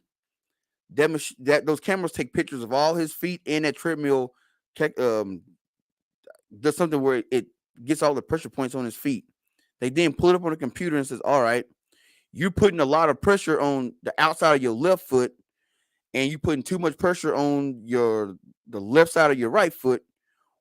And then it comes up with it creates a sole where it evenly distributes all the pressure on his feet, making your kid faster.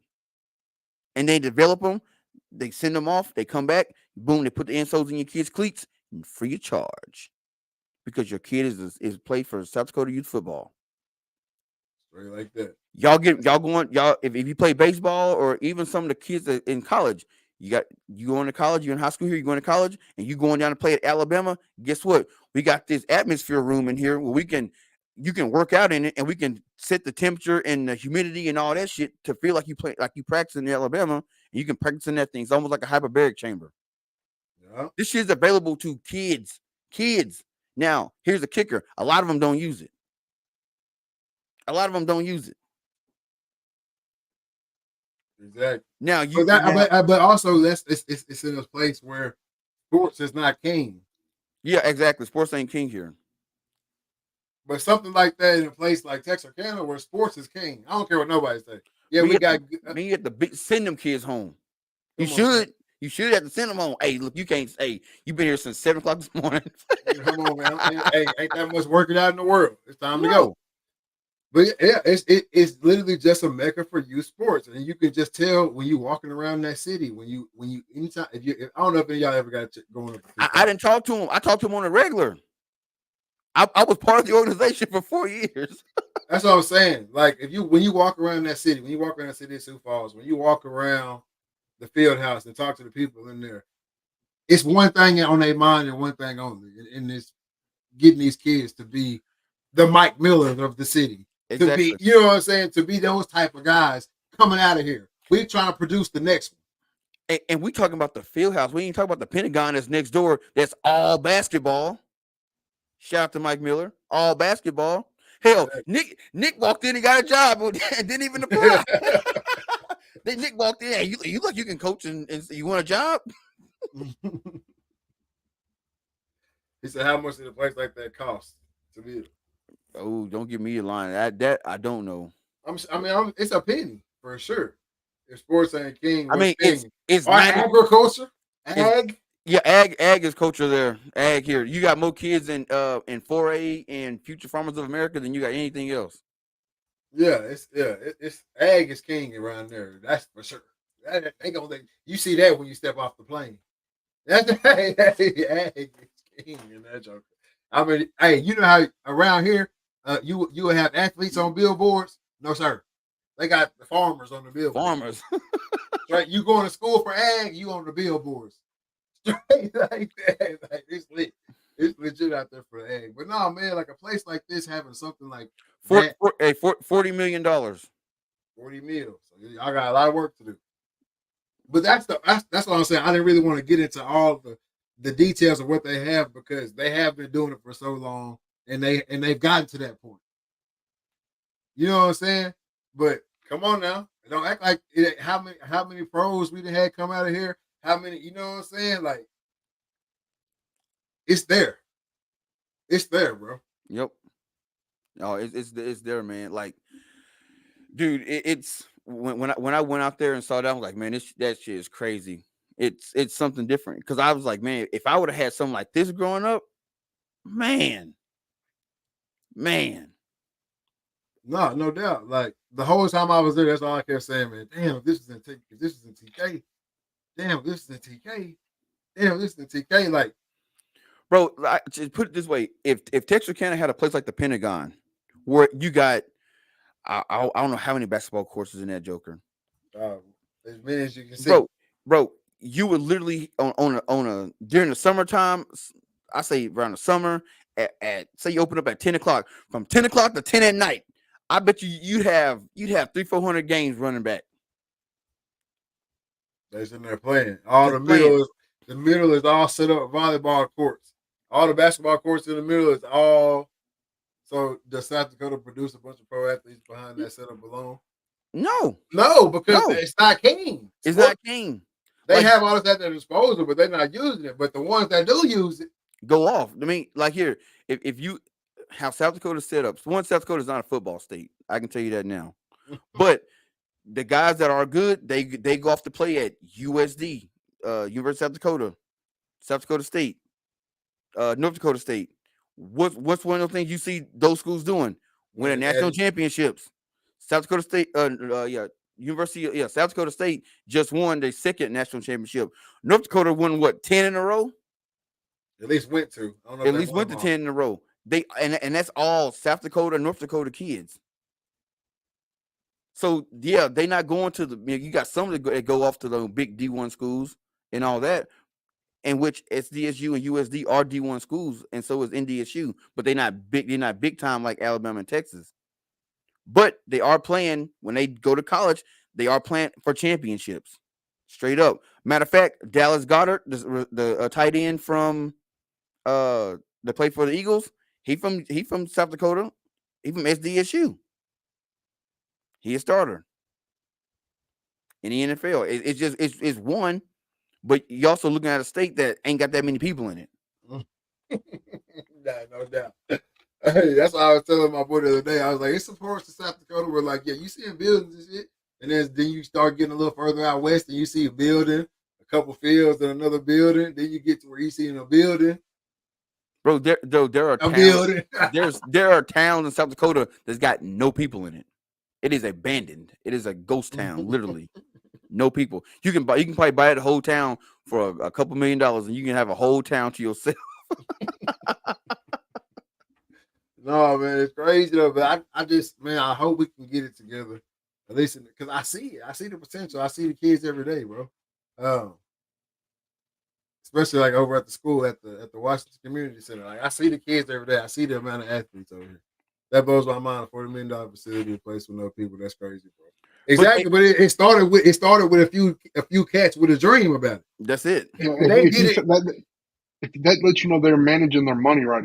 If a place with no people can do it the right way and save their money to afford that, think about the population and the amount of participants that will be here. You could build $100 million Yeah. facility. Exactly. And that's 40 million for the field house. They got another 20 million in the Pentagon. And then they just built another $100 million baseball facility, and then they got the golf academy. Exactly. And that sounds like to me, that sounds like to me though, a place that doesn't really have the sports culture with some guys that want the sports culture. That's trying to build it. They're trying to build That's the all sports that sounds culture. like to me. And we sitting here in the city that's got the sports culture, but we can't get our heads together for 5 damn minutes and really put the kids first and get it done. You know what I'm saying? That's all that say to me. Because it's not like y'all got to come up with 40 million today. Oh, You know what I'm saying? Ron said, run that sucker on the screen. He didn't see it. Hey, Ron would love the field house. All them soccer fields in there. Man, Come on, bro. I Come on, don't know. bro. I do it for my boy Ron one time. He said, run that joker back one time. There you go. Come on, man. That's the soccer field. Click on the football field too, so they see that it's different fields in there. All right. Oh, It's down there at the bottom. I see it on the right hand side. football field. I'm telling you, they got it all in that joker, man. Track right there for the sprinters on the side. Boom, They big just ass soccer it's field. just done right, and that can be a smaller scale, right? I Like mean, and that's the outside of it right there. yeah, and it can be a smaller scale. It don't have to be that immediately. I don't know what they had prior to the field house, but I'm sure it wasn't nowhere near like And that's the new soccer facility they just built. I forgot about that. they turning up. Look, my boy in there jumping on the pads right now too, right here at the bottom. Yep. I'm telling you, they can jump on them pads right there. And get your vertical. Yep, just like that. But I think he probably going through some kind of physical therapy. Well, that's what it say on the wall. And then here's the new baseball fields. But you see this type of shit like this right here, like this baseball facility they got right there. You see that all over the country.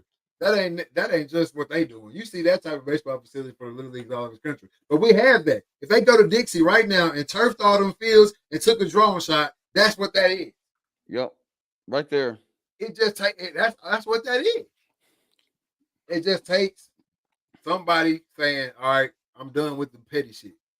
Yeah, because you can see they got the 18 baseball fields here. If you look up on the top of the picture, that's what they call great shots, but it's also the golf academy. Then over on the backside, you got the field house over here, and then all the soccer fields are down here.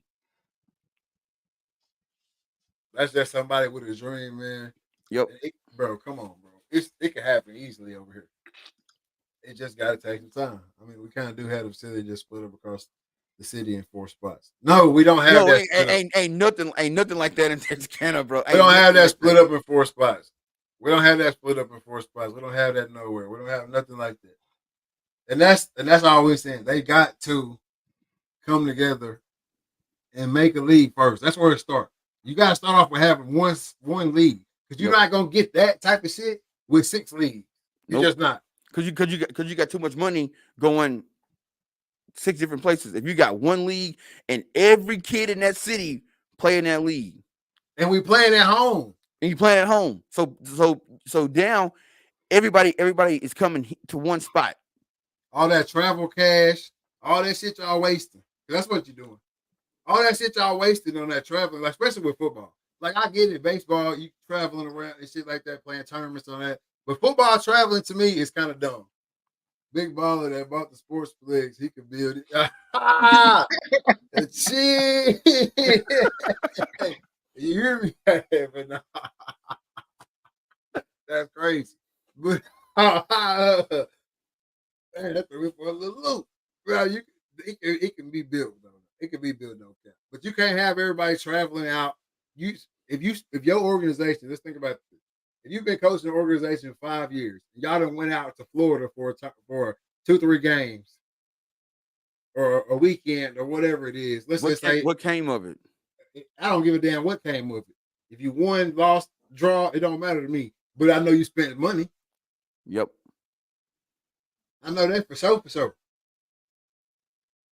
And so, with that being said, if all y'all for the past 5 years have stopped traveling and was all funneling that bread into one organization, how much money do you think y'all would have right now? And that's just the past 5 years. Yep. Because I mean, think about it, and we hit on this last show or 2 shows before. The Texarkana League should have been the foundation of this right here.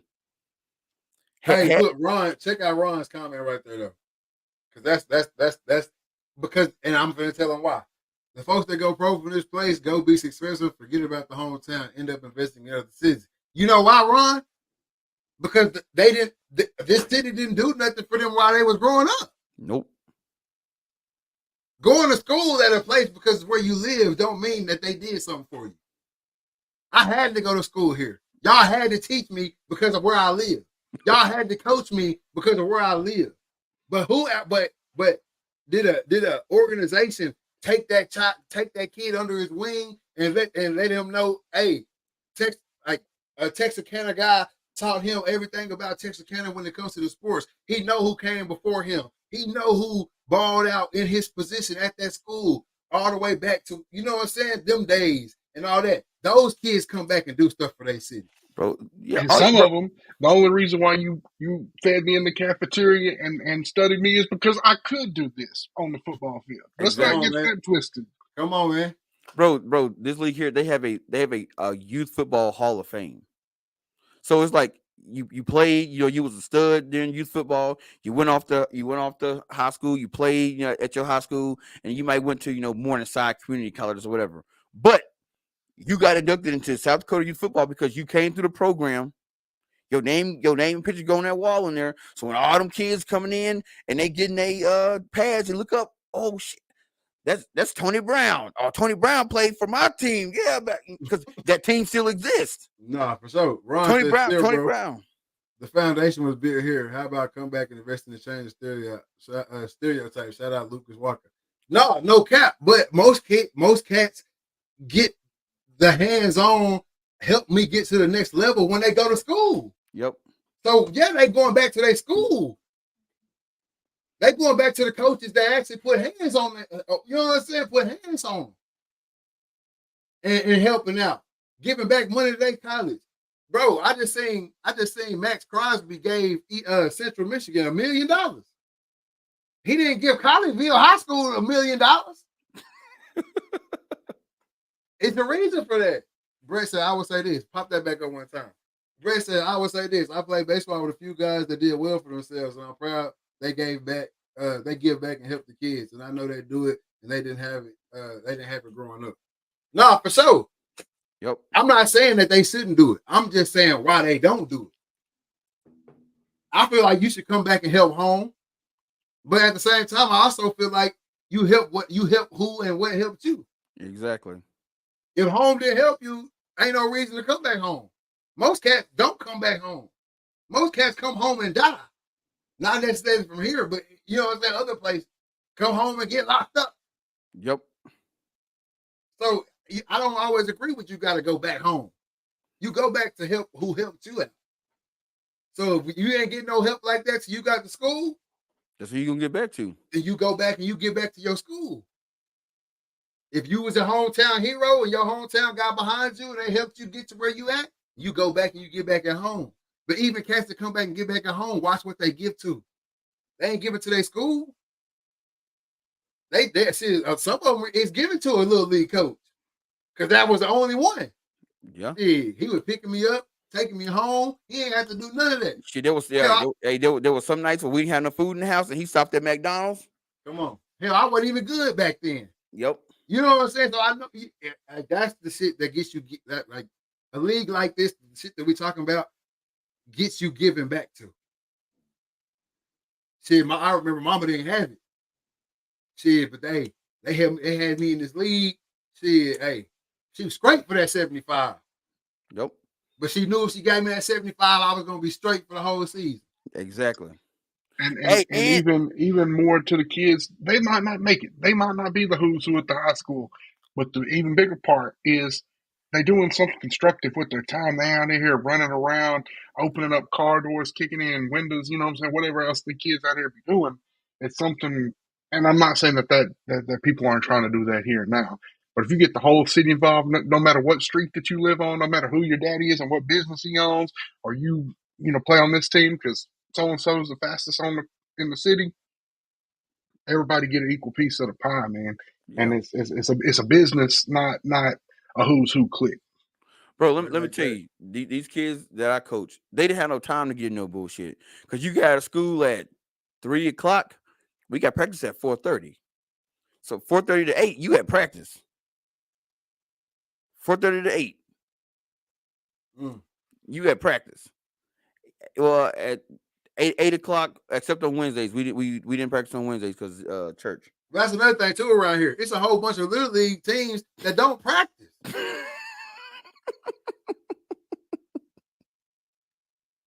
I ain't never heard that shit. So what y'all developing? Come on, man. Y'all ain't even practicing. Bro, if I'm a coach, bro, I don't give a damn if 3 kids show up every day, bro. We got practice. We got practice. Whatever days we got scheduled out for practice, we got practice. If we got 3 kids, them damn 3 kids finna get reps on reps. Oh, I had days like that where I had half the team show up. And that's fine. You're gonna have that because it's real life. Yeah. But we still practice. But we still practice. The opportunity to get better is there. It's up to whoever gonna take it to take it. But the opportunity to get better is gonna be there. That's what the league is about. And that's how you get given back to. Because no matter what, rain and shit, obviously you're not gonna practice. But no matter what, if we had practice, Coach Reed was there. If I needed to ride to practice, Coach Reed came and picked me up. He dropped me off. Well, my mama couldn't take me to the game and she had to work or whatever, Coach Reed or somebody was picking me up. Hey, I done bought a lot of Taco John's, baby. I can tell you, I done bought a lot of 6-packs in a pound. Hey, Russell Bryan say it's gonna have to change. Get your head out your ass and be the change. I see what you're saying. It's hard topic, but the city needs something that will help the kids out the streets. We're clearing land and building gas stations, restaurants, building another complex like Grady T. You got Grady T Park, and every cat is out there playing one-on-ones. Come on, man. Hey, you preaching to the choir, Ron. You preaching to the choir, my boy. But welcome to the show, Mr. Macaramba. Hey, I'm telling you. Hey, I want it to happen, bro. I'm giving the blueprint of the shit right here. I got my irons in another fire. I ain't gonna lie to y'all. I got my irons in a whole another fire. Exactly. Yeah, like me, I got a whole bunch of irons and a whole bunch of fires. Yeah, and so this ain't my fight. I ain't gonna lie to you. And I got girls. So when y'all ready to get this volleyball league and shit going, But you also ain't up there Hey. selling fish plates at CVS on Saturday either. No, if y'all see me pop out coaching the team, we're not doing no fundraisers, none of that. It's gonna be all inclusive. That's just how we rocking with it.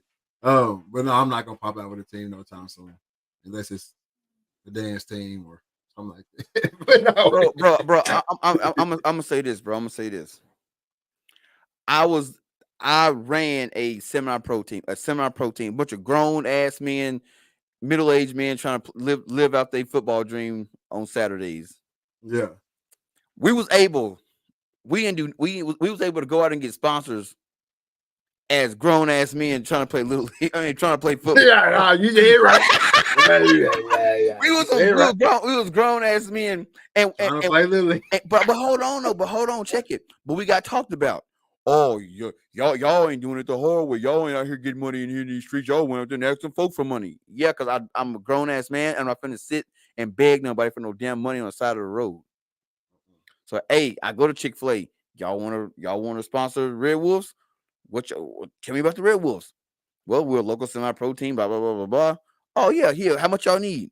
About $500. Boom, $500. Then we go down to Chicken Express. Well, we can't give y'all no money, but what we'll do is we'll do a fundraiser, and all y'all gotta do is we'll put y'all name on the little sign. Y'all give us y'all paper, and y'all have one or two people here to help out in the store, and we'll give y'all I think 10% of whatever's every meal sold. All right, cool. And we took shifts. Hey, Twin Towers, y'all go up there and hang out with them folks for about 2 hours, and then we change shifts. Boom, we got that check. And just kept going on. The companies getting money. Then we bought all the shoulder pads, all the helmets and shit. And then after we got done, say, well, we ain't doing this shit no more because it's dumb. Turn around and sold the shit to the other cats that got semi-pro leagues. And there are a lot of the semi-pro team now in town using the Red Wolf shit because we turned around and sold it to them and made a profit. I'm telling you, you can be for profit in this shit if you want to. You sure can. It's just the right way to go about doing it, man. And I know that's a smaller scale for sure. Obviously, just one team. But when you're doing it like that, when you're doing stuff like that or whatever on this type of scale that we're talking about, they're going to be willing to give you a larger amount of money. Way larger amount of money. Especially when it comes to the kids and you're genuine about really getting these kids better. Because if the football better at the little league level, it's better at the high school level. Yep. It just is. The better it is at the little league level, the better it is at the high school. Because think about this, you got all these kids in one league. They play together from the time they 5 to the time they 12. Then they go play for their middle school. Well, if they've been playing on the same team because they live in the same area forever, well, guess what? The same kids on their middle school team is the same kids they play little league with. Guess what's gonna be there? That chemistry already. That quarterback who y'all ain't had come up, he been throwing to the same receiver since he was 6. He know every step they're gonna take, all that. Cool. Now you building powerhouse programs with the schools and without having the schools involved. Exactly. They just getting players. Y'all remember Gunslinger, semi-pro baseball team? Yeah, they was a bunch of boxers. They was out there clearing the bench. Bro, Tex Cannon had a whole bunch of semi-pro everything. We had semi-pro hockey. Yeah. I'm just saying, man. The time for the, me as an adult when you in a kid's space, it's just over with, man. It's time to really, really, really hone this shit in because it's getting out of hand. Not just here either. All around. I mean, a buddy got killed last year at the shit down in Dallas or whatever. Like that was I think that was last season for sure. So like it's getting out of hand everywhere. It's not just here. But I care about here. I don't give a damn about everywhere else. Exactly. That's the difference. And man, bro, it could be like just sitting here talking about it. I'm seeing so much shit in my head. Like we produce a lot of pro athletes, bro. It'd be nothing before the season start. You do a camp or something and have all the guys that then went off and played come back to town. You ain't gonna get them all, but you get some.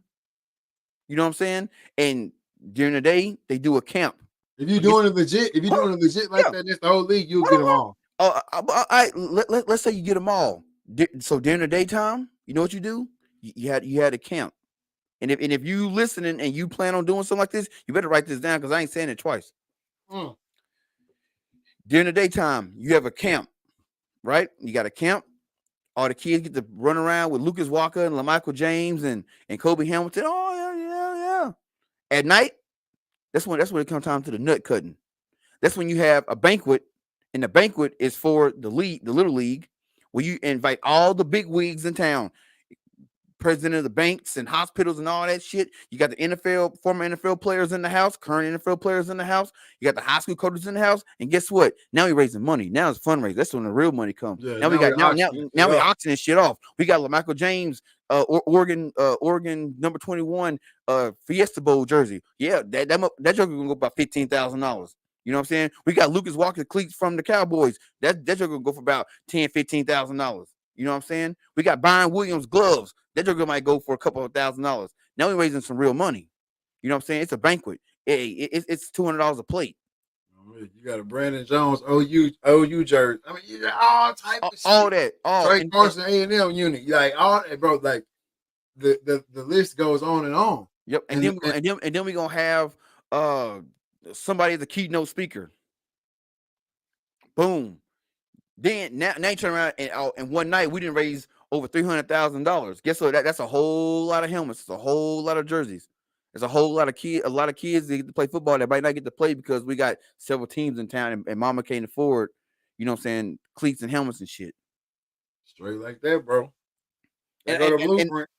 and I know this shit because I was going to those banquets. I was going to those banquets, They go to Blueprint. paying $100 a plate. Write it down.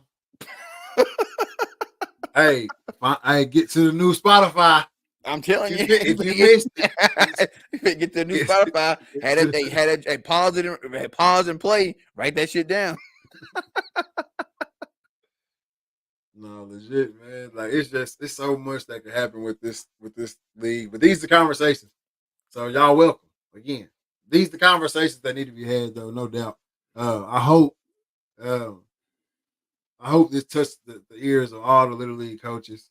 If your name was mentioned in this, show and you didn't like it, I'm sorry. Yep.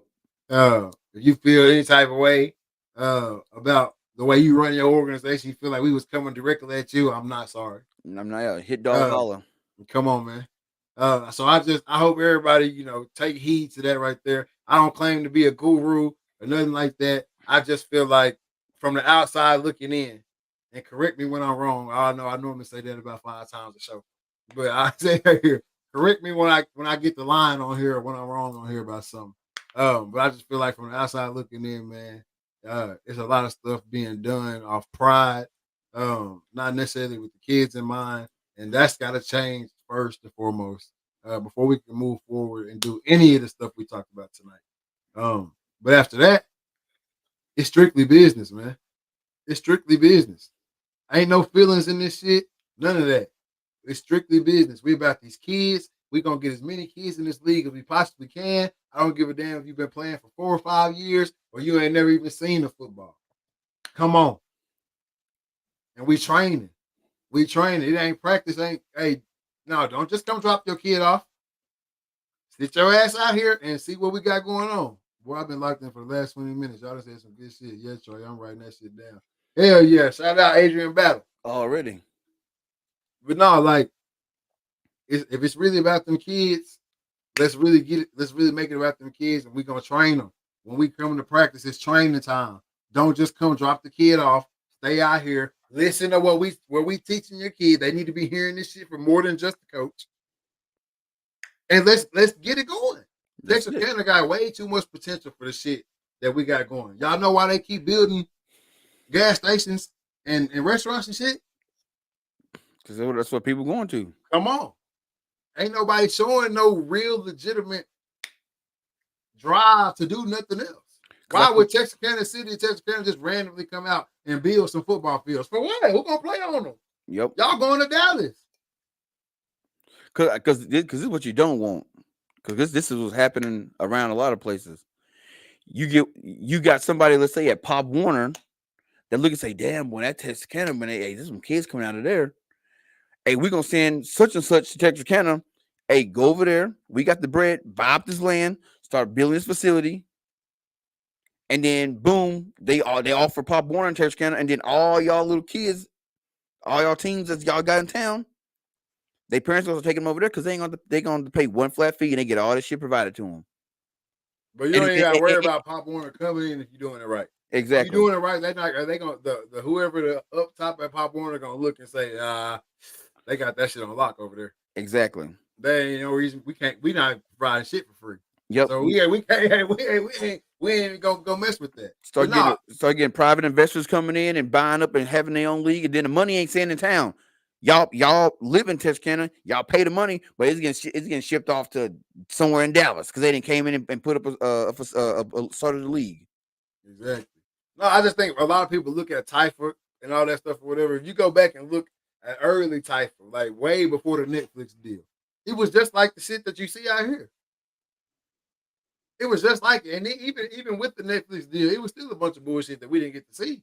Oh yeah, they edited a whole lot of shit. They left a lot of shit on the editing floor. Go watch the YouTube Typhoon.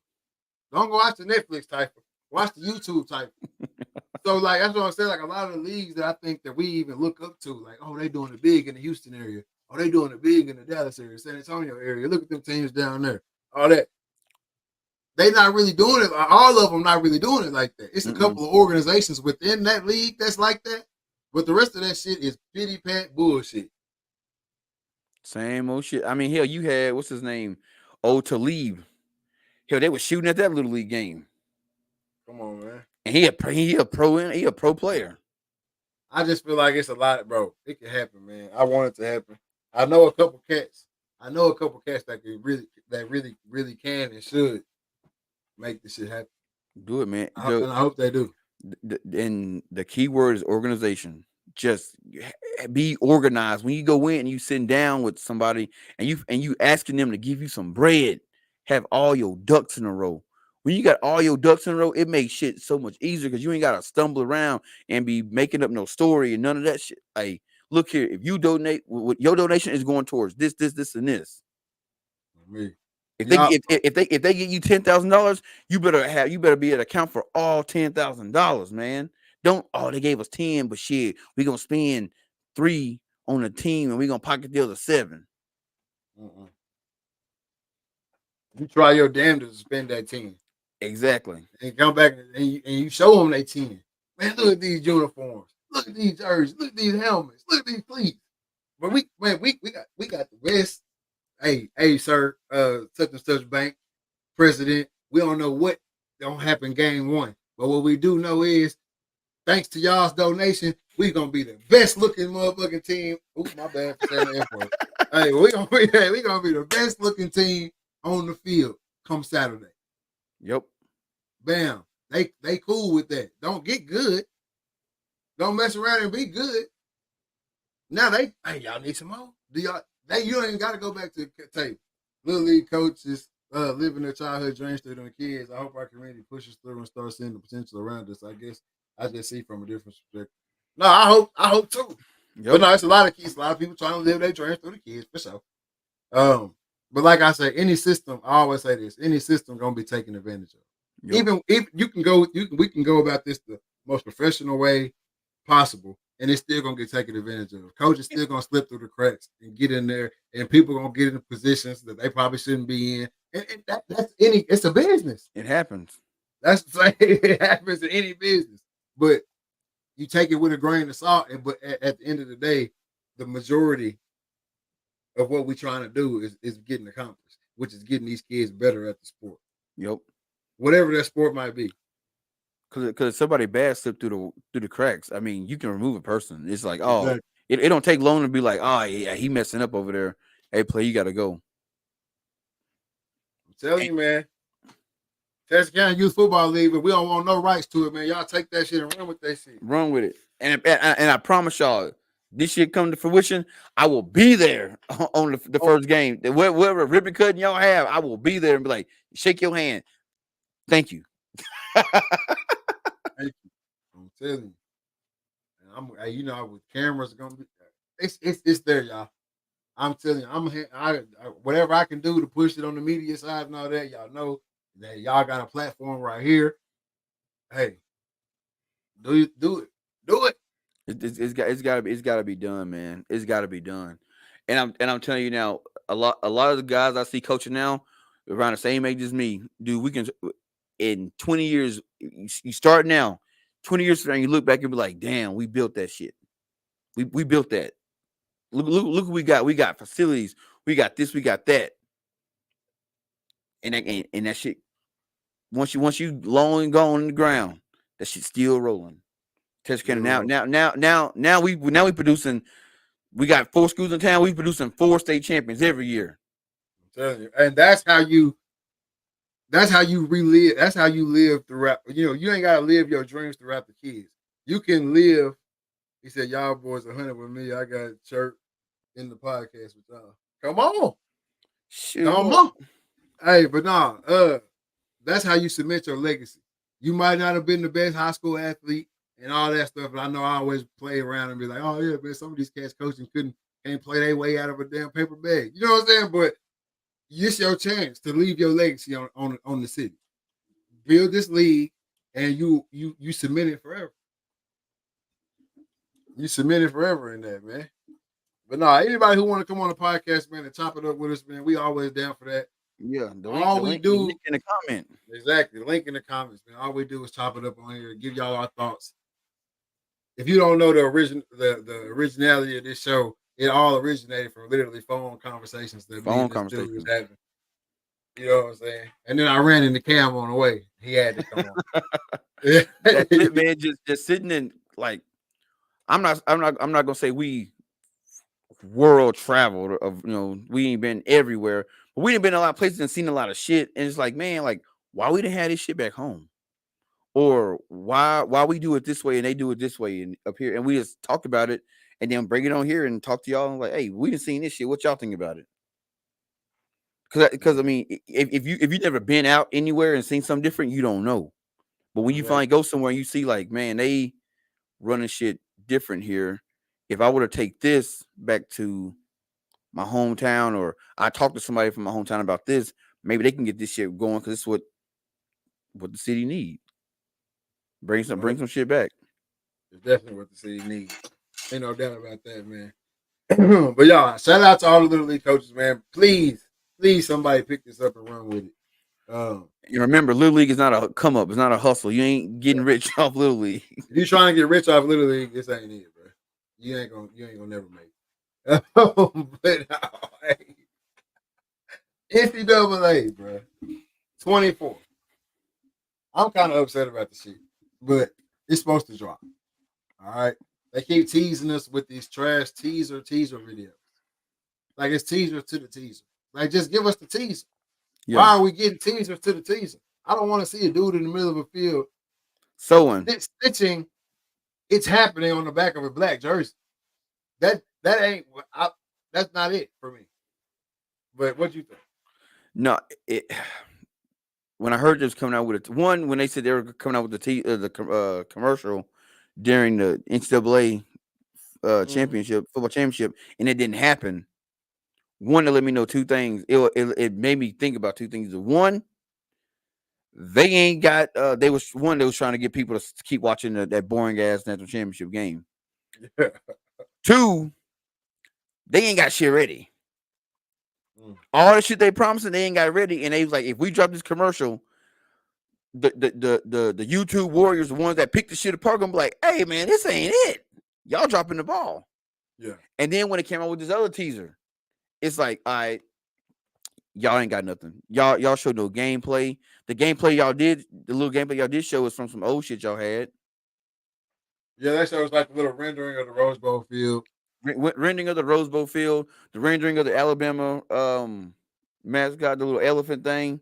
Why y'all showing me? Where's the final product? Y'all should be having the final product now. At this point in the game, y'all should be working out all the bugs.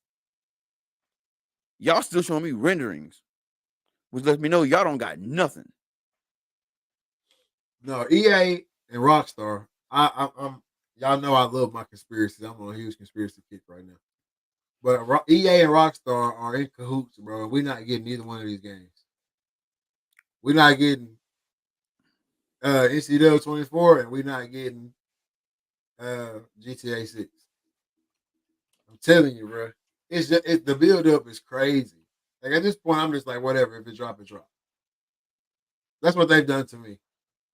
That's what they've done to me so far. Like, if it drop, it drop. If it don't, I don't care. I ain't got it now.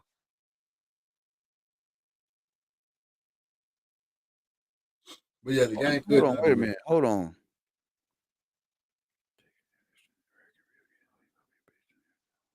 What you reading over there? They're owned by the same company. EA and Rockstar are. Owned by the same parent company. It's over with. I knew it. It's over with. I knew it. But we ain't never getting these games. But Founded by Ryan Bryant in September of 1993. they got us. They got us freaking. Interactive Software Inc. They got us in a chokehold for these games, man. Yep. We're not getting them. Yeah, Take Two Interactive Software Inc. owns EA and Rockstar and 2K. Bro, they gave us the damn. Well, maybe they did spend all their time. They own 2K too. Maybe they are spending all their time on this football game. And damn. But they're three different companies. Like EA its own company, Rockstar's own company, 2K's own company, but they're owned by Owned by the Interactive. same group. But they're owned by Take Two. Yeah. Yeah. Yeah, still, they might be putting all their resources into these two games because that new 2K was ass, McGrath. I just feel like they waiting. They doing so much of a build up that they're gonna have to give us a perfect game, and that doesn't exist. So Ron said that was a hard teaser though. no, the teaser was lit. Like from our perspective, from the cameraman and the way it was shot perspective and put together and edited. Yeah, it was lit. But where the game at? You still ain't so many games. I needed to see somebody getting tackled. What the game? You know what I'm saying? Like, give me at least a little piece of the gameplay. I can't get Shador throwing a bomb. Damn. What's my boy from Michigan? JJ McCartney on a little scramble. I can't get nothing of the gameplay. Bro, anytime somebody's hyping up everything except the game, you know, something wrong. Yeah, they talking about damn team jerseys and all that. I'm like, come on now. What we got going on? Bro, I promise you, if this game come out and it looked like bad, it looked like NCAA 14, I'm gonna be That pissed. shit gonna look like Madden 99 on our ass. They're gonna be out there sliding when they run. Hey, they gonna have cutscenes like in the locker room, coaches handing off a bag. Hey, this NIL money now. You know what they say. Hey, that teaser did his job. It was made to start a conversation. Everyone's talking about it. Like Everybody was already talking about it. Exactly. That's the thing. And I know you like the soccer. But if you were a football fan and you played NCAA growing up, you have been waiting on this game since 2014. Yep. That's the thing. So it's not like, oh, they teasing us from a game that they dropped last year. No, we've been waiting on this since 2014, bro. I don't want to see no real person. Nothing. I don't want to see nothing you showing me with no real person on it. 10 everything years, man. Everything you showing me at this point, I need to see somebody playing football. Yep. I mean, they even coming out talking about, you know what I'm saying? Oh, Shador's going to be the highest rated player in the game. Travis Hunter going to be the second highest rated player in the game. People having that conversation. Cool. I get all that. What the game look like? What the game look like? What the game look like? So what's gonna be the? I don't care about jerseys. What's gonna be the gameplay? What's gonna be the features of the game? What's gonna be the? I mean, bro, I saw there's some offshoot college game they got coming out. I think it's collegiate something. It's some offshoot game, bro. You can play high school to college and pro. That's how. I mean, the game ain't worth the That damn. gonna be trash. I'm about to say I know that. You can play way too much shit. But the cutscenes look good. You walk into class and shit. They show you walking on campus with the coach walking up, grabbing you behind your back, saying, "Oh, this is one day all gonna be about you." Oh, damn, I might want to play that. But but you know the gameplay gonna be trash. When they showing you all the cutscenes and all shit, and you ain't seen no gameplay That game gonna be the gameplay gonna be garbage. That's my grass. Hell, you can be a high school coach and then coach college, and then you can go coach in the league. All generic teams and shit. No, it's gonna be garbage. They might well not even come out with that shit. Hey man, but you know what time it is. My favorite part of the show. I gotta have the mental health checks, man. I need to know how you doing. 1 through 10, man. Personally, what's going on with you? Physically, taking care of yourself, and business wise, what's going on with All right. So personally, man, life is good. Just chilling. Uh, Dogs been out playing in the mud, so they got the carpet all tracked up. But other than that, I mean, everything is good. So personally, I'm sitting about a 9 right now. Physically, man, feeling good. Still working out. Down 15 pounds. Looking looking like my old self again. Looking a lot like my old self. So I can't complain about that. But I'm kind of sore back. Kind of sore. It was a back day yesterday. I took today off. So still feeling about an 8 right now because my body's sore.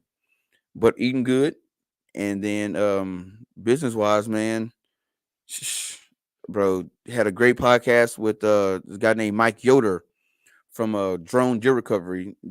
Dude has a great story, man. Grew up Amish, decided he wanted to leave that life at 17. Started working for some company cutting down trees, ended up breaking his back, you? became an alcoholic, and one day woke up and said, like, I can't do this shit no more, man. I've been drinking, and said he prayed and said he had a dream about drones. After he got that, right after he got done praying, had a dream about drones and started getting into drones. And then he lost a deer one day and was like, "Man, if I could get up high in the sky, I could find this deer." And he was like, "Damn it, a drone." End up getting what's that company called? JBM? I mess with DJI. Yeah, DJI. He bought this DJI drone, and then he attached some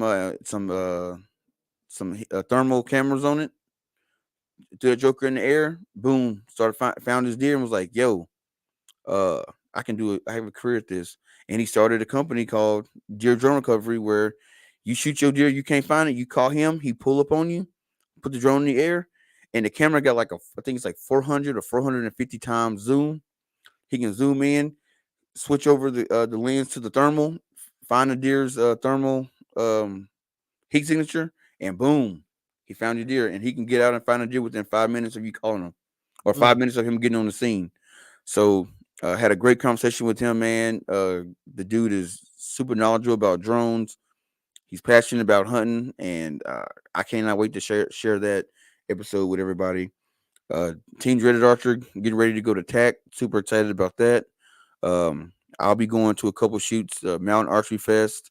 And right now, I'm in the works with Archery Outfitters. We're going to be basically starting taking over their 3D competition with 3D shoot. So it might be potentially a Dreaded Archer 3D shoot. We're working out the kinks now, and if that gets going, that's going to be sky's the limit with that. So right now, business wise, man, 9 green arrows going up.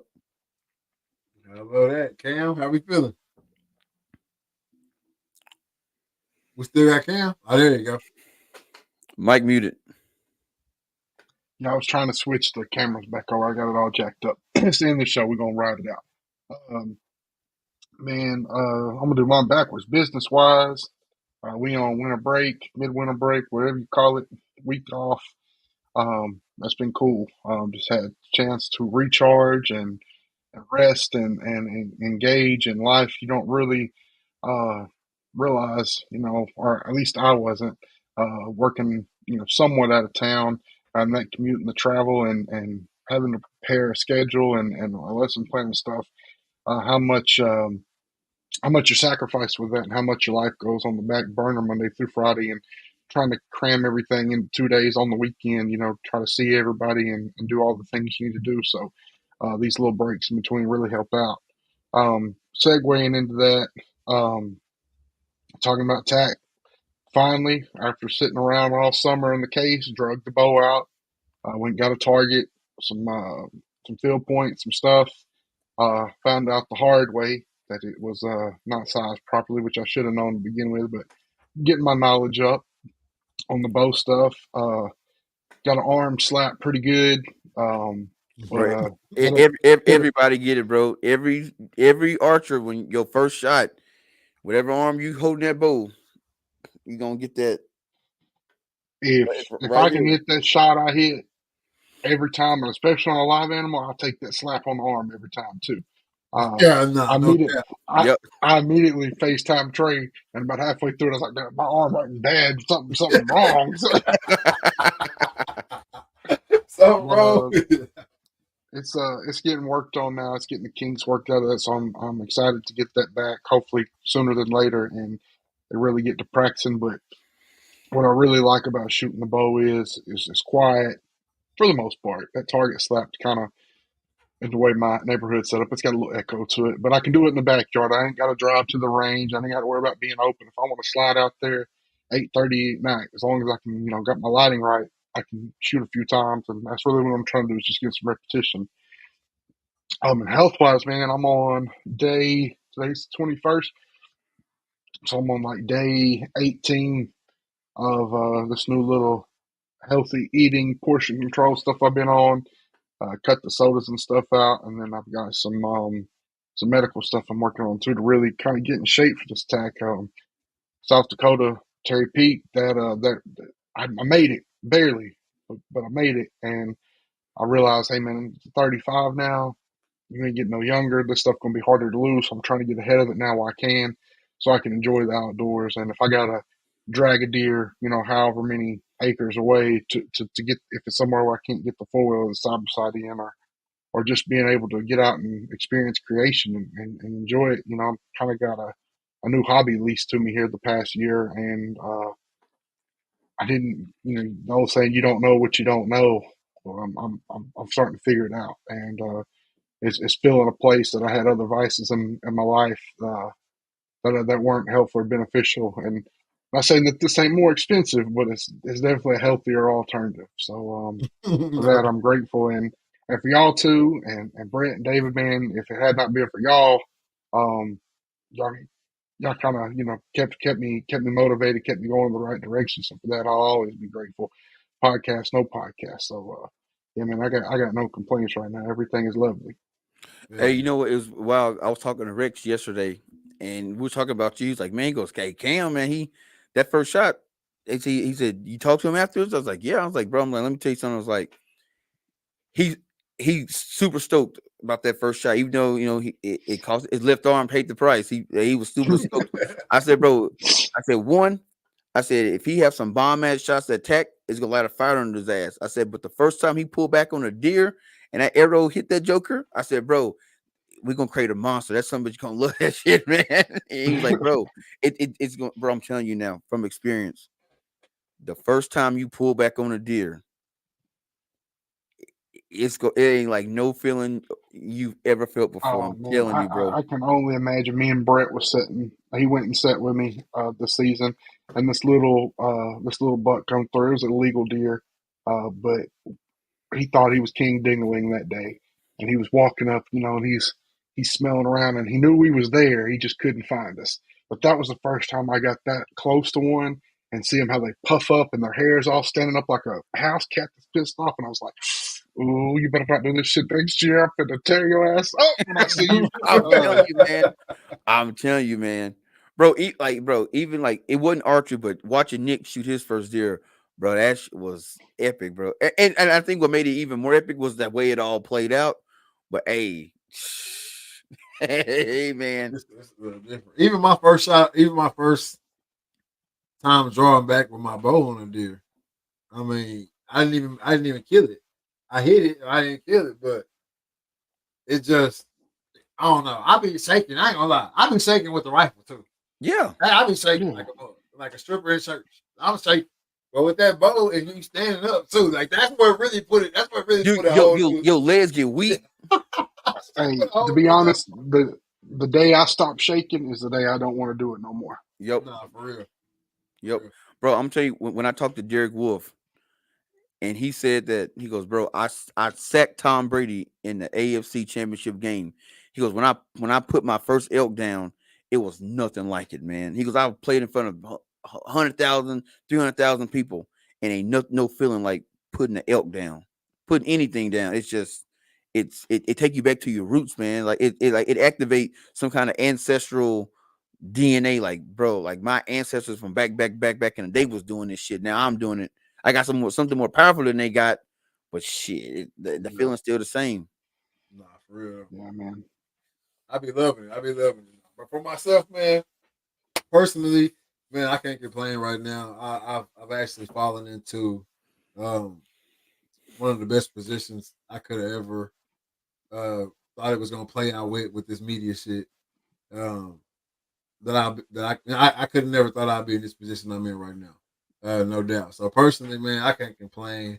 Everything is everything. The family's healthy. I can't complain not one bit, man. So I'm gonna say 9 green arrows going up. On a personal, health wise, man, I'm feeling good. I'm ready for tack. Um, me and Cam already got us a little 5K action, getting ready to get planned for next year. So to kind of that's really gonna light me up right there. To get back at it for real, for real. Um, Went out and took some great pictures last weekend. Like I think sometimes I get stagnant. Um, I get stagnant in like in the everyday, stuff. But the reason I'm saying that on the physical part is because I took the pictures at a half marathon. And it was just something about being around all those folks. Which I didn't run in this at all. I literally drove around the whole course with my camera and took pictures, at each little spot and stuff like that or whatever. But the amount of people that I saw out there that you wouldn't, if I saw them walking down the street, like you're not running in a half marathon. That was out there. Whether they was in a relay team or they was running the whole thing by themselves, running slash walking it, whatever. It just made me feel a certain type of way. Like you need to be doing this shit. You need to be out here. You know what I'm saying? Like Cam said, we didn't get no younger.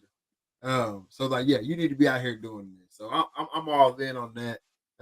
Next year I will be running the line. Um, you know what I'm saying? I might be way in the back, but I'm gonna be running the line next year, man. So I'm gonna go ahead. I'm setting that in stone. But physically, man, I feel great. I'm gonna give myself an 8 with green arrows going up on the physical side. And then business wise, man, like I said, I done fell into a great position, man. RTL, we are here, season 6, episode 6 or 7, wherever we somewhere. Over 100 some episodes on the Read Talk and Listen podcast. Still getting engagement in the chat. Still got more viewers coming. Still getting more weekly engagement. Still a top performer on Facebook.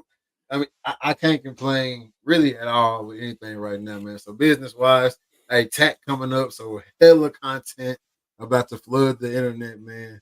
Um, I can't complain. I gotta give business a 10 with green arrows going up right now, man. Exactly. Hey, with all that being said, y'all got any last words for the people? Yeah, man. Hey, we said a lot of stuff on here tonight, but like take charge. If you are a person and you want to see some change, be the one to make that change. Like we said in the show, we got too much. We got too many irons in the fire. Because trust me, if I had nothing going on, I'd be trying to make some moves, definitely. But I got a lot of shit going on right now that I cannot take over start a little league. But for the cats out there that's involved in it, take heed to what we said tonight, and if you and be that change you want to see. You know what I'm saying? And all it started it started one of these right here. Start this a pad. Start writing shit down. Start getting shit in order, and then start making moves. No doubt. Cam, what And you got? just to segue off what he said, take charge, man. Take charge in your community. Take charge in your household. Take charge. Take charge in your health because it's all starts with you. It's all starts with an idea. The first step is always the hardest step. Everybody wants to look like this or feel like this or be able to do this. Everybody wants to take these trips. Take charge with your job. You know what I'm saying? Sharpen your skills, put yourself in a better position to make that money to afford them trips. Whatever you want to do in life, sky's the limit. I am living proof, man. You can do what you want to do. You just got to have the right people around you, which you can find like minds flock together and make it happen. Take charge. Already. No doubt. Yeah, you got to take charge. Whatever situation you in, man, get ahead of the game. do the extra work, whatever it is to get ahead, man, because it's possible for sure. Y'all know how I am, man. Y'all got it. If you got something you want to start, ain't no wait. I'm not even gonna sit here and give you the whole tomorrow's not promised spiel. Ain't no sense in waiting, man. It's just a wasting time. Whatever it is, if I've learned anything in the last 2 months, there ain't no waiting. If you Mm-mm. want to do something, you got to go ahead and get out there. And when you get out there, hey, it ain't gonna always be easy to stay above water once you're out there. But you got to just keep what Dory say. You just got to keep swimming. That's it. Keep on swimming, bro. And you gonna find land. I promise you. You're gonna find that island, and when you get there, it's gonna be everything you wanted it to be. So get out there, put your best foot forward. Whatever you're trying to start it. If it's a podcast, get a mic. If it's a damn, you want to be the best car detailer, get a power washer. You know what I'm saying? You want to be the best salesman. First, you gotta get a job, but have your pitch ready. That's You it. know what I'm saying? You gotta set yourself up to be successful. Because I promise you, nobody else is out here looking out for you. That's all there is to it, man. Anything we can do to help, like I say all the time, the DMs is always open. Hey, any questions we can answer, we can answer. Do a little research first. Come to us with a plan, and we'll help you get to it. However, we can, man. With all that being said, this is season 6, episode 7 of the Read Talk and Listen podcast. I'm your host, Nick Reed, along with my brother and co-host Trey Reed. Killer Cam on the ones and twos. We are out.